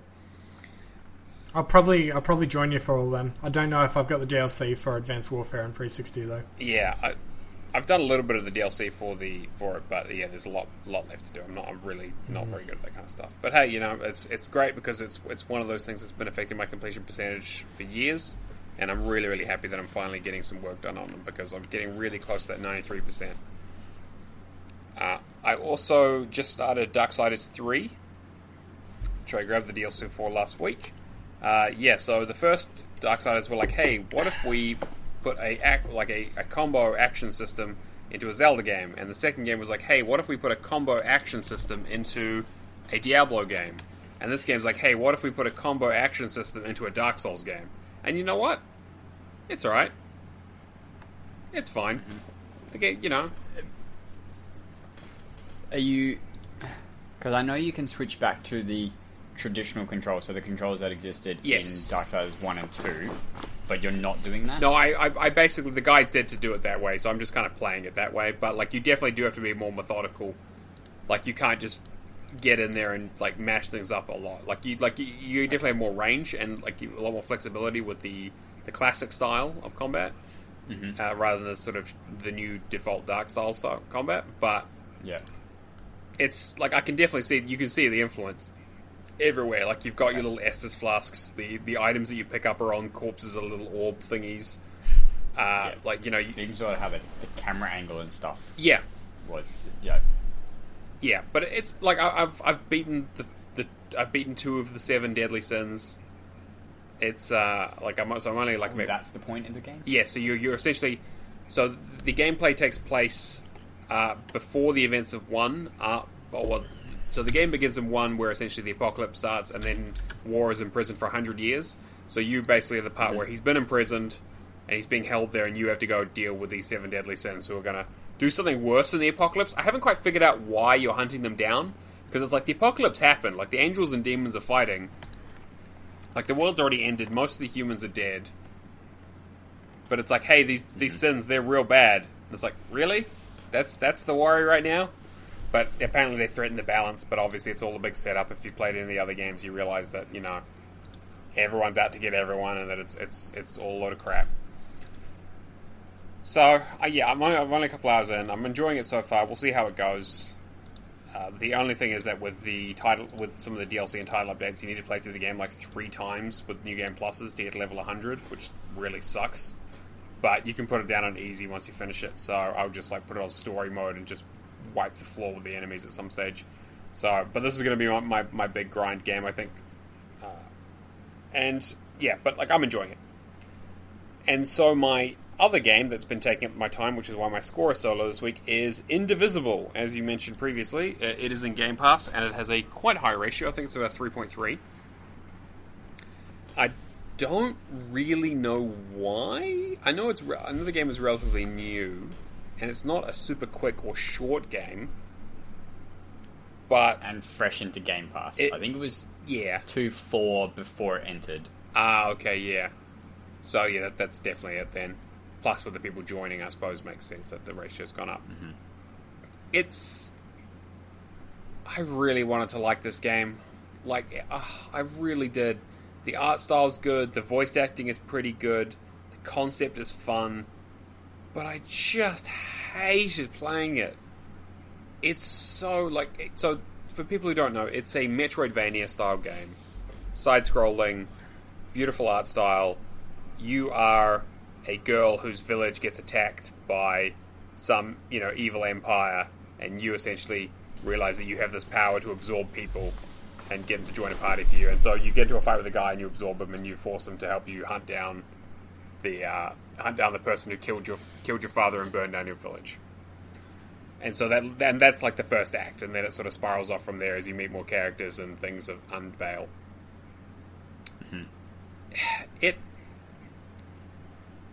So the Metroidvania part is okay. Like, it's the, go to an area, I don't have this ability, I need to go back and find it and go somewhere else and come back to this area. But the way the game is structured is so poor. So there are... there are 3 main areas to go to after you finish the first act. The world opens up, and you can pick any of these 3 locations. One of them's a city, one of them's an ancient ruin, and one of them is one of them is like Aztec, sort of like Mayan. One of them is like Neo Tokyo, and one of them is clearly England, like 100% Industrial Revolution England. And you go to the area, and it's like you would get to a part. You basically have to fight your way through for maybe a couple of hours through the area, fighting enemies, and then you get to a part where it's like, hey, you don't have the ability for this, and the character will come out and say, hey, you don't have this ability. You should probably go somewhere else and come back. Okay, so you turn around and walk all the way back. There's no fast travel to begin with. Like, you can't just be like, hey, you're at the point where, like, there's not like a shortcut to be like, hey, get back to the ship to go to a different location. It's like, no. Walk your butt all the way back to the ship to go to a different location to have the same thing happen. And God forbid if you do them in the wrong order. Because it's like you get to an area where like, hey, you don't have this ability. You go to the other one. Oh, hey, you don't have this ability. Oh, you don't have this ability. Each of those locations does that like 2 to 3 times. So if you don't pick the right order, you are backtracking back and forth between the same locations with the same fights with the same enemies over and over and over. And the maps are not super intuitive or fun to navigate. In a way that's just, the combat is not sort of like their combat either. It's like Child of Light. You encounter the enemy and go to a separate battle screen. Or Pokemon. Sort of, yeah. So that's kind of my next point, is that, like, the game, exploring the game itself is not that fun. There are some interesting characters, and there's a lot of references to other, like I found, you'll probably get this, Chin. I found Zone Tan. Oh my god. Yeah. Really? Yeah, I found Zone Tan in the game. Yeah, so it was, yeah. I wish I didn't know that. But... Yeah, so there's a lot of, like, they pumped this full of stuff that went way over my head, but a lot of stuff that I got. Uh-huh. And... Okay.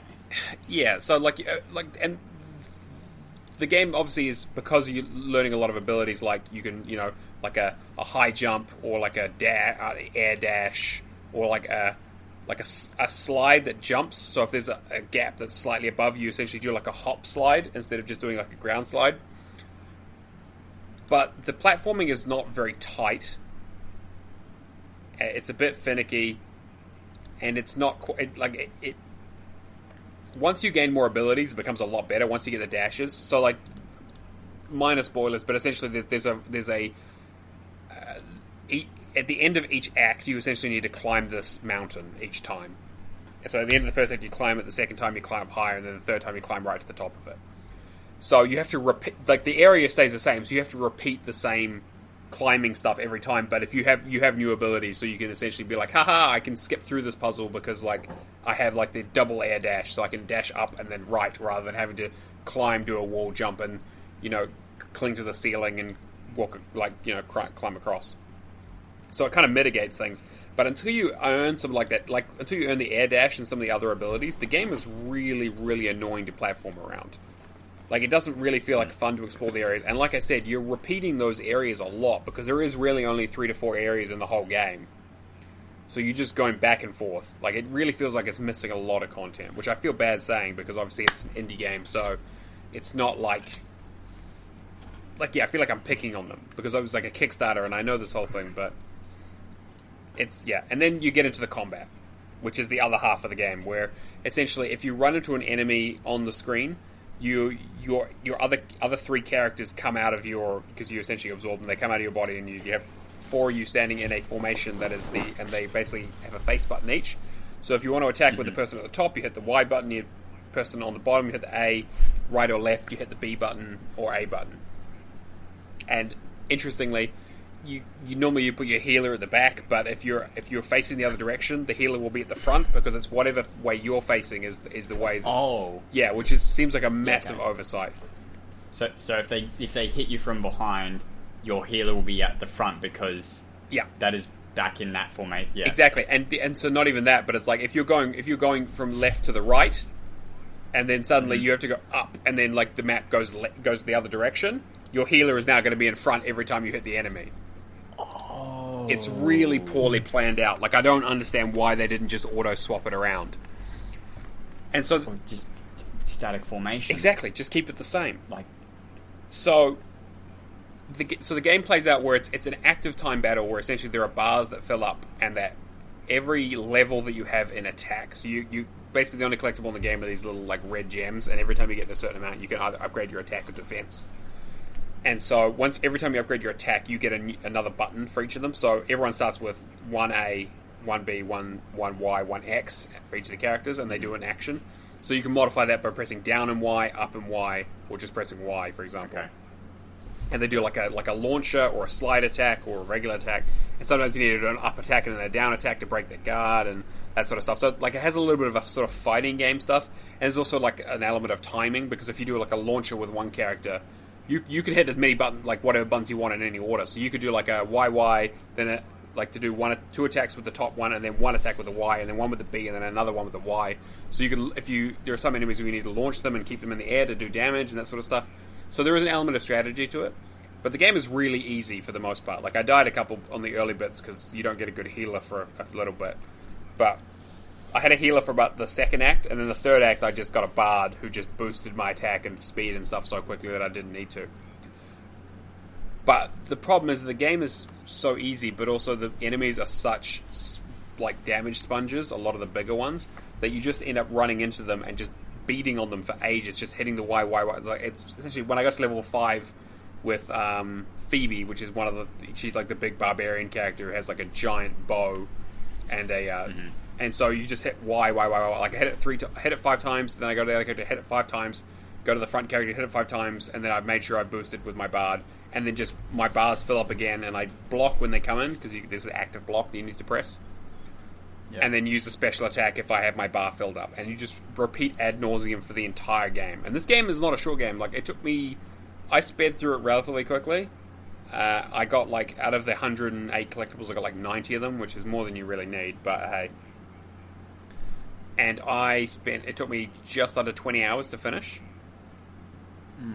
Every battle's the same. It's mostly back-ended. Yeah, it's super. Yeah, it is quite back-ended for the most part. I mean, like most of it is story progression. A lot of it is just, hey, do a certain amount of damage, do a perfect block a certain amount of times, use your special attack a certain amount of times, do one of the loyalty quests for your guy, for one of your characters once you get them up to a high enough level, which was kind of fun. Like there was some extra optional stuff, but it really feels like the game was missing a big chunk of it. Like it feels like you don't have like a proper quest log. There is a fast travel system, but you don't unlock it till basically the end of the second act. So essentially, when there's very little point. Yeah, essentially, and actually, fast traveling will take you so deep into a map, and you only have one fast travel point per map. That some of them will take you so far into a map that you're actually better off starting at the beginning of the map to get to where you want to go.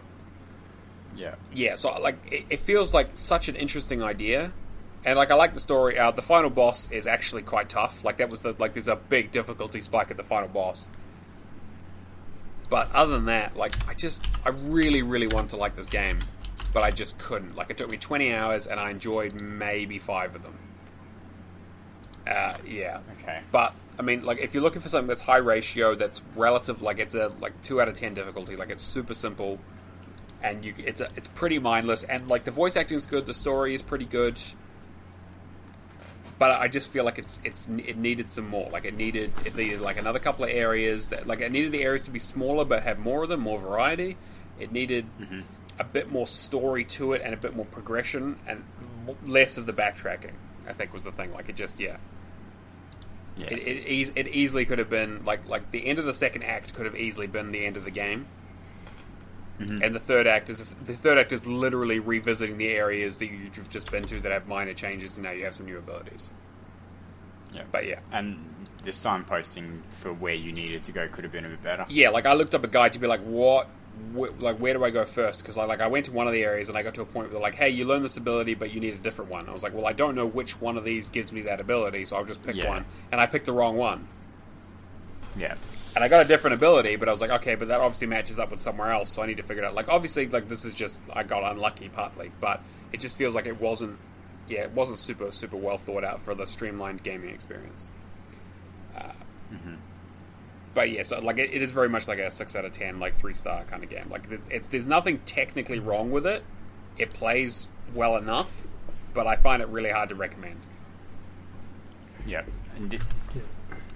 Okay, yeah, no, you're fine. Yeah. So I think but That's But you know, I got my 1,000 in it. Like I finished it. I saw the story to the end, and yeah, that's pretty much it. I'm not going to be raving about it. So, but yeah, so that took up a lot of my time. So I ended up with 2,905 this week. Oh, and I also played the second Bertram Fiddle game. Oh yes. The Dreadpicklement or something. I don't remember. Yeah, it's a Dreadly Picklement. I don't know. Yeah, something like that. It's a Dreadly Business and a Bleaker Predicament. Yeah. So that game was fine. It's exactly. There's more of the same. It's not offensive in the least as a game. No, it's fine. If you're going to be doing it, be careful about the tea drinking achievement. Make sure you check your progress bar. Because because apparently I missed the first one, but thankfully in the last part of the game you end up back in the same place, and I was able to drink it and get the achievement. But I was about ready to snap my controller. You know what? I probably could have backtracked from there to, because I missed the one in the mother's house. Oh yeah, okay. Don't think you can get back to that one. I did it, but it didn't. Yeah. But I guess you might be able to get back to it from that first. Potentially, I don't. Yeah, like, and I don't know if it carries over. I don't know on what new area is playthrough unlocked or not unlocked. Yeah, but it's not. But, so I missed the one in the very first area where you have the phone stuff. Yeah. Like I drank it, nothing happened. So I went back and drank, and I got it, and I was very, very happy about that. But yeah, it's a fine game. It was on sale, I think, like a couple weeks ago, or whatever. But yeah. But yeah, so not a huge amount of points for me. And now that I've started Darksiders 3, that's probably going to take me at least another 20 hours on its own, so I don't know if I'll be scoring too much more outside of maybe doing some Black Ops. But good TA though, good TA. Yeah, I'm pretty happy. As Alex would say, I didn't score much, but it was good TA. Yeah, absolutely. Yeah, trying to get my. I'm getting close up to my my 1.3, and I need to start thinking about what game I'm gonna do it with. Yeah, right. I need to send you my horse and me too. Yes, you definitely do. I do, 110%. It's definitely. It's not on my desk. It's down there. Is that it there? Checks in the mail. No, that's Need for Speed Most Wanted. I definitely need to send that to you though. Yeah. As you mentioned, the sales. We'll move into the sales. So, before that, we have our games with gold for February. Yeah. I don't know. They're not really. I mean, I own one of them, so I can't really comment on that. But so for the start of February, we have TT Isle of Man on the Xbox One as a motorbike racing game at $71 retail, so American. So get it for the license, even if you never play it, because it's a 12 ratio. Yeah, because you never know when you might want to play it, and you don't want to pay $71 for it. Yep. And also, so that's for all of February, and for the first half of the month on the 360, you can get Fable Heroes, 400-point game. I've never played it, either of you? Yeah, so I've nearly finished. I have one achievement left, but some of them are, you essentially need to get gold medals on all of the maps, and the AI will steal all your coins, so you really need to play it with like 4 players or 3 players and 1 AI, and just really try to min-max it for a single character at a time. So it's not a very difficult game, but you need to put a little bit of work into it to get it done. It's not quite as simple as it looks. Okay. Yes, for starting on the second half of the month, we have Call of Cthulhu on the Xbox One. That's a semi-traditional RPG-esque style game. Kind of. It reminds me a lot of the Council. It takes from there, yeah. Actually, yeah, where it's like you have RPG abilities in a first-person sort of narrative walking simulator / stealth game. Yeah. Yes, with multiple avenues to solve puzzles. It's not just one solution fits all. Which is really annoying because the walkthrough is like, do this. It might work, might not. Hopefully it works for you because then you can get the achievement, but if it doesn't, you would have to come back later and try again. I'm like, oh, yep. Wow, that's great. Super helpful. Great Wolf. Yeah. I mean, this kind of a game, there'll never be a perfect single playthrough unless you get really lucky, but yeah, that's annoying. and it's Battlefront 2, the original Xbox. Is it Battlefront? Not the... It's Battlefront 1, the original Xbox One. Is it 1? Yeah. I couldn't remember which one because I looked at it and went, oh, original Xbox, I don't care. And TA doesn't show it because it doesn't have achievements, so I'm like, it's one of them. Yes, I think I like the original Battlefront better than Battlefront 2. Me too, it doesn't have the annoying Jedi in it. Yeah, it was a good game. But yes, that's the second half of the month. Pick it up if you want. I won't be. It doesn't have games, and I've got it on PlayStation 2. If I ever want to play it, I'll just boot that. But a lot of Star Wars games recently. I'm about it. It's cool because it's like at least I've got them in the collection. Because I actually used to collect all of the PlayStation like Star Wars games. Like I had, and like actually all the Xbox ones as well. Like I had both the KOTORs. I had Jedi Starfighter, original Starfighter. I had the Obi-Wan game. I had the Jedi Academy games. Like I had like that terrible Phantom Menace game that they came out with way back in the day. Like it was awful. I remember that. Yeah, I had all of them. I just collected them when I found them, and I'm glad to have digital copies without having to pay for them. Yeah, not that I'll ever play. That's nice if you're a collector, at least. Outside of that, this sales week's kind of pathetic. It really is. There's sort of maybe one thing for everyone. Like, it's not a real widespread. There's, everyone has maybe one thing they might like. You probably already own it, but there is that one thing for you. As for Gamerscore games, Kona is 80% off at $2.99. The Metro 2033 Redux is 75% off at $4.99. Although I didn't look, but there's probably the bundle of both Metros and both Saints Rows for like $1.50 because they love to put that bundle on sale. Yeah, you can get the Redux bundle with 2033 and Last Light Redux for like $6. So I mean, get that one. I mean, Last Light is a bit of a longer game with some DLC added to it, but they're both really good games. And Minesweeper Genius, which is 50% off and $2.99, which is like a combination. It's a combination of Minesweeper and Picross. So the only annoying thing is there's no trackers for deaths, and one of the achievements is I think for 100 deaths or something like that. And I think I'd done about 13 by the time I finished the game, and had no idea if what I was doing was counting because I don't know that I was finishing the level. But I still think it counted. Like, I would get my 5 deaths in a specific level, and then I'd just quit and restart, and it was counting, but I couldn't tell. So, yeah. A little bit annoying. Eventually, I just chronosed it and wrote a script to just grind that out. But reasonable enough. Recommendations. There's nothing from me, to be honest. Like, there are no must-buys in here for me. Yeah, I was struggling as well. The Surge is in there. That's pretty good. Spyro Reignited Trilogy. Like, there's a couple of things here and there that are pretty good. The one I would definitely recommend, though, would be Dreamfall Chapters. I've recommended it before, but sort of episodic, story-based game. 80% off, $3.99. You have to play through it like 1.5 times, but it is a really quality, interesting story. Sort of mixing sci-fi with magic and dimensions and stuff. It's pretty cool. And it does a reasonably good job of telling its story without needing the 2 previous titles. Yeah, and it will, and it does fill in the blanks quite a bit for you, which is helpful. Yeah. Cameron? Yeah, I've just put down the 2 Dead Island Definitive Edition games. So Dead Island Riptide, 75% off for $6.73 each. Alex? Yeah, it was purely just doing this for Alex. Alright. He loves the Dead Island He's here games. with us in spirit. That's exactly it. But not in score, obviously. His favorite song of the week, his favorite game in the sales. What was that? Obviously, none of us are going to buy anything because we either own the things or it's just like there's really not too much here.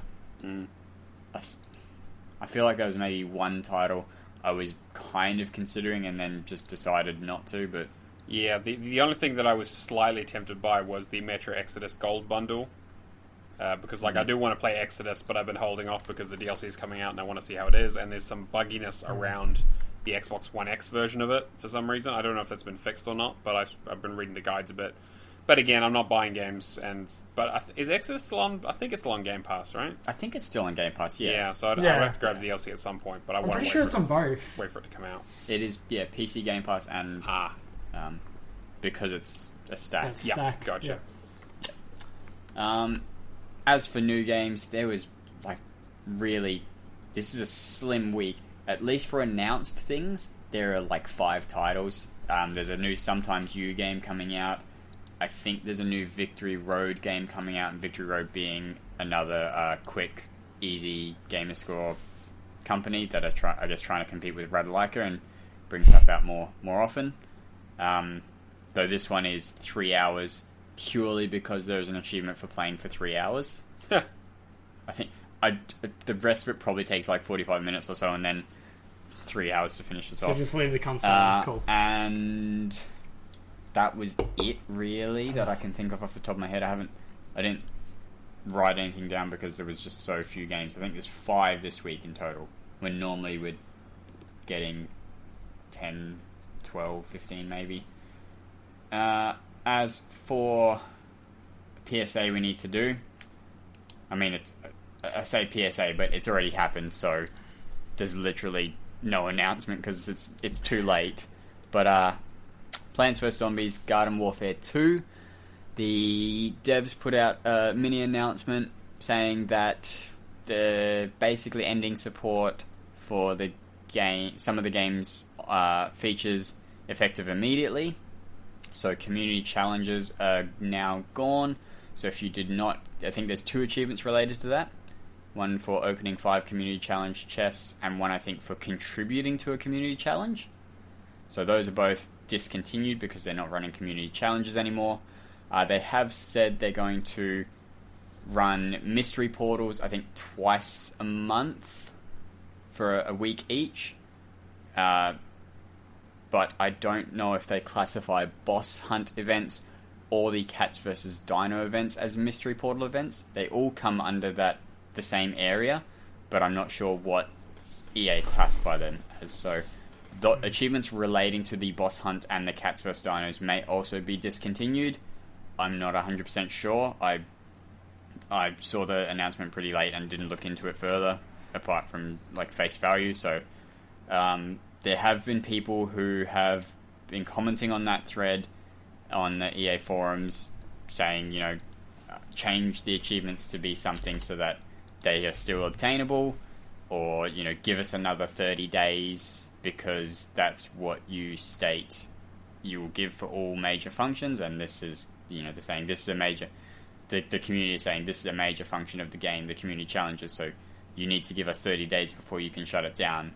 So bring it back for whatever, one last round or 2 last goes to be able to get, because you need 2 rounds of community challenges to get 5 chests, because there's only 3 per challenge.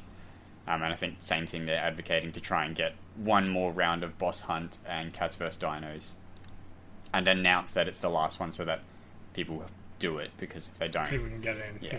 But I mean, your chances of that happening are slim. Keep an ear out. We'll let you know as soon as possible if we get more information about it, but I would hazard a guess these are down and dusted, so I certainly know I won't be able to get the completion for it. I didn't get some of the difficulties of the boss hunt down because EA were awful on that final day. They did not want me to get that achievement.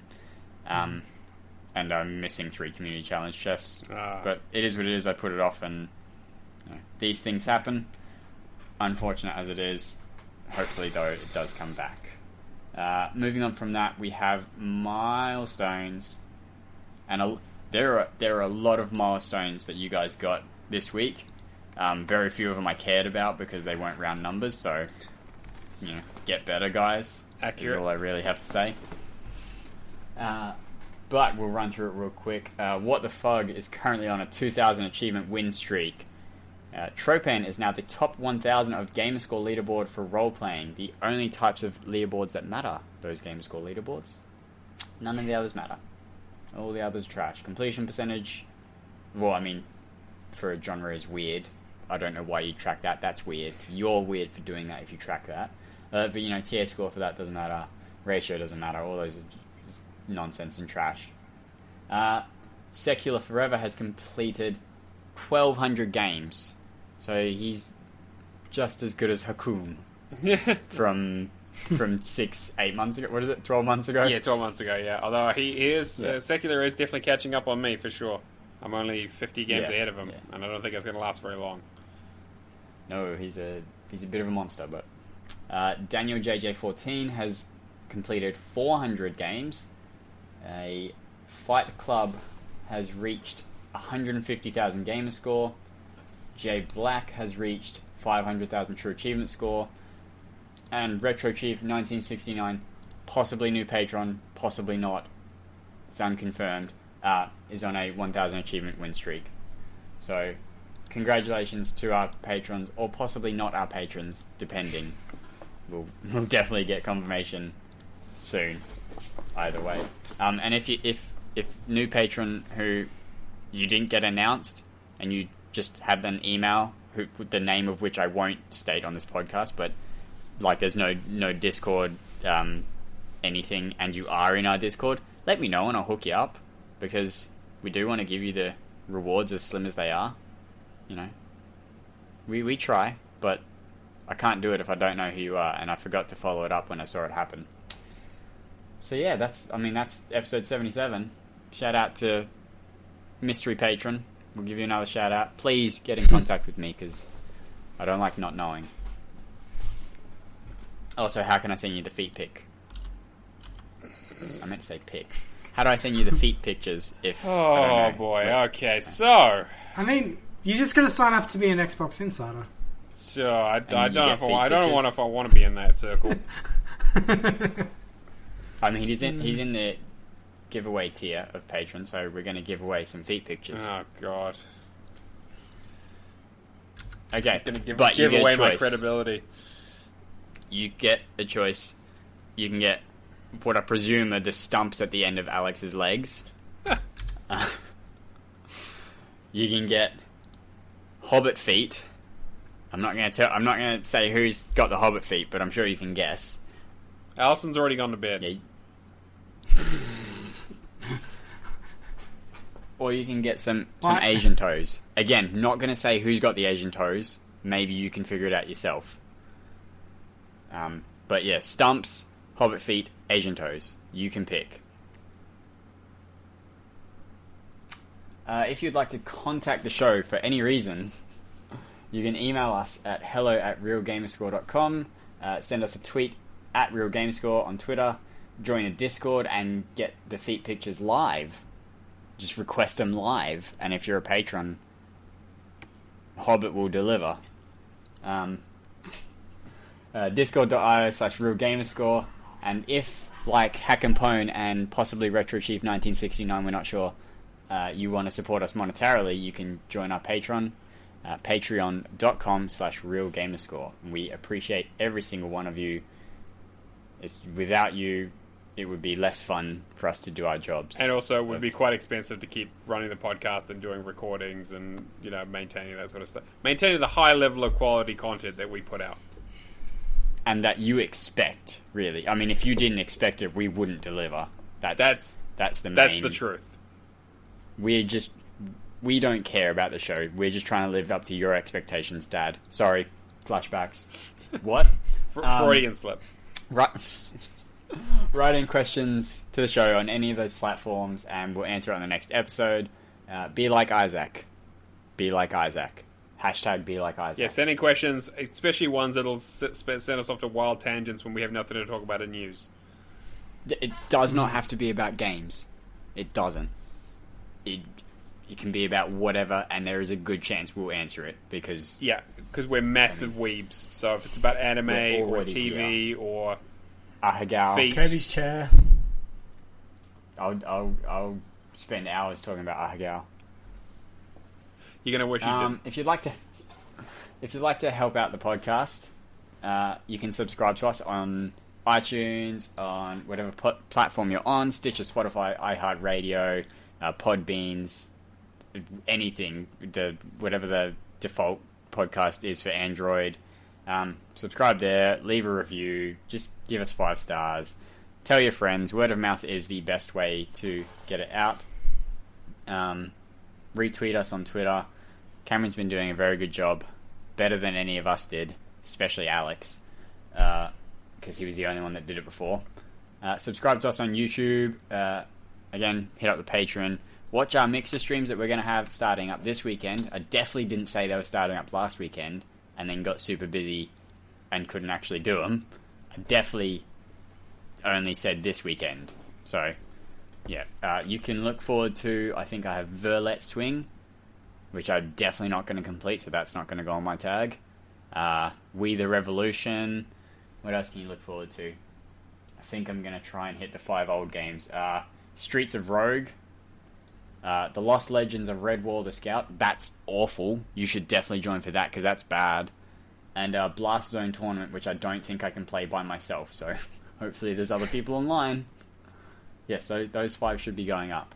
And there is a wall of TNC, terms and conditions, for Lost Legends of Redwall. Like, it's... Actually, I might have deleted them in that email. Whoops. There was a lot of stuff I was supposed to say, and I may have deleted all of it, so... anyway, that should be good. Cameron, when people want to get in contact with you and ask why you weren't offering feet pictures, what will they address you on? They can address me on the Twitter at Gamerscore, or they can message me on Xbox Live, Mixer, by ShadowlessEdge. What am I thinking?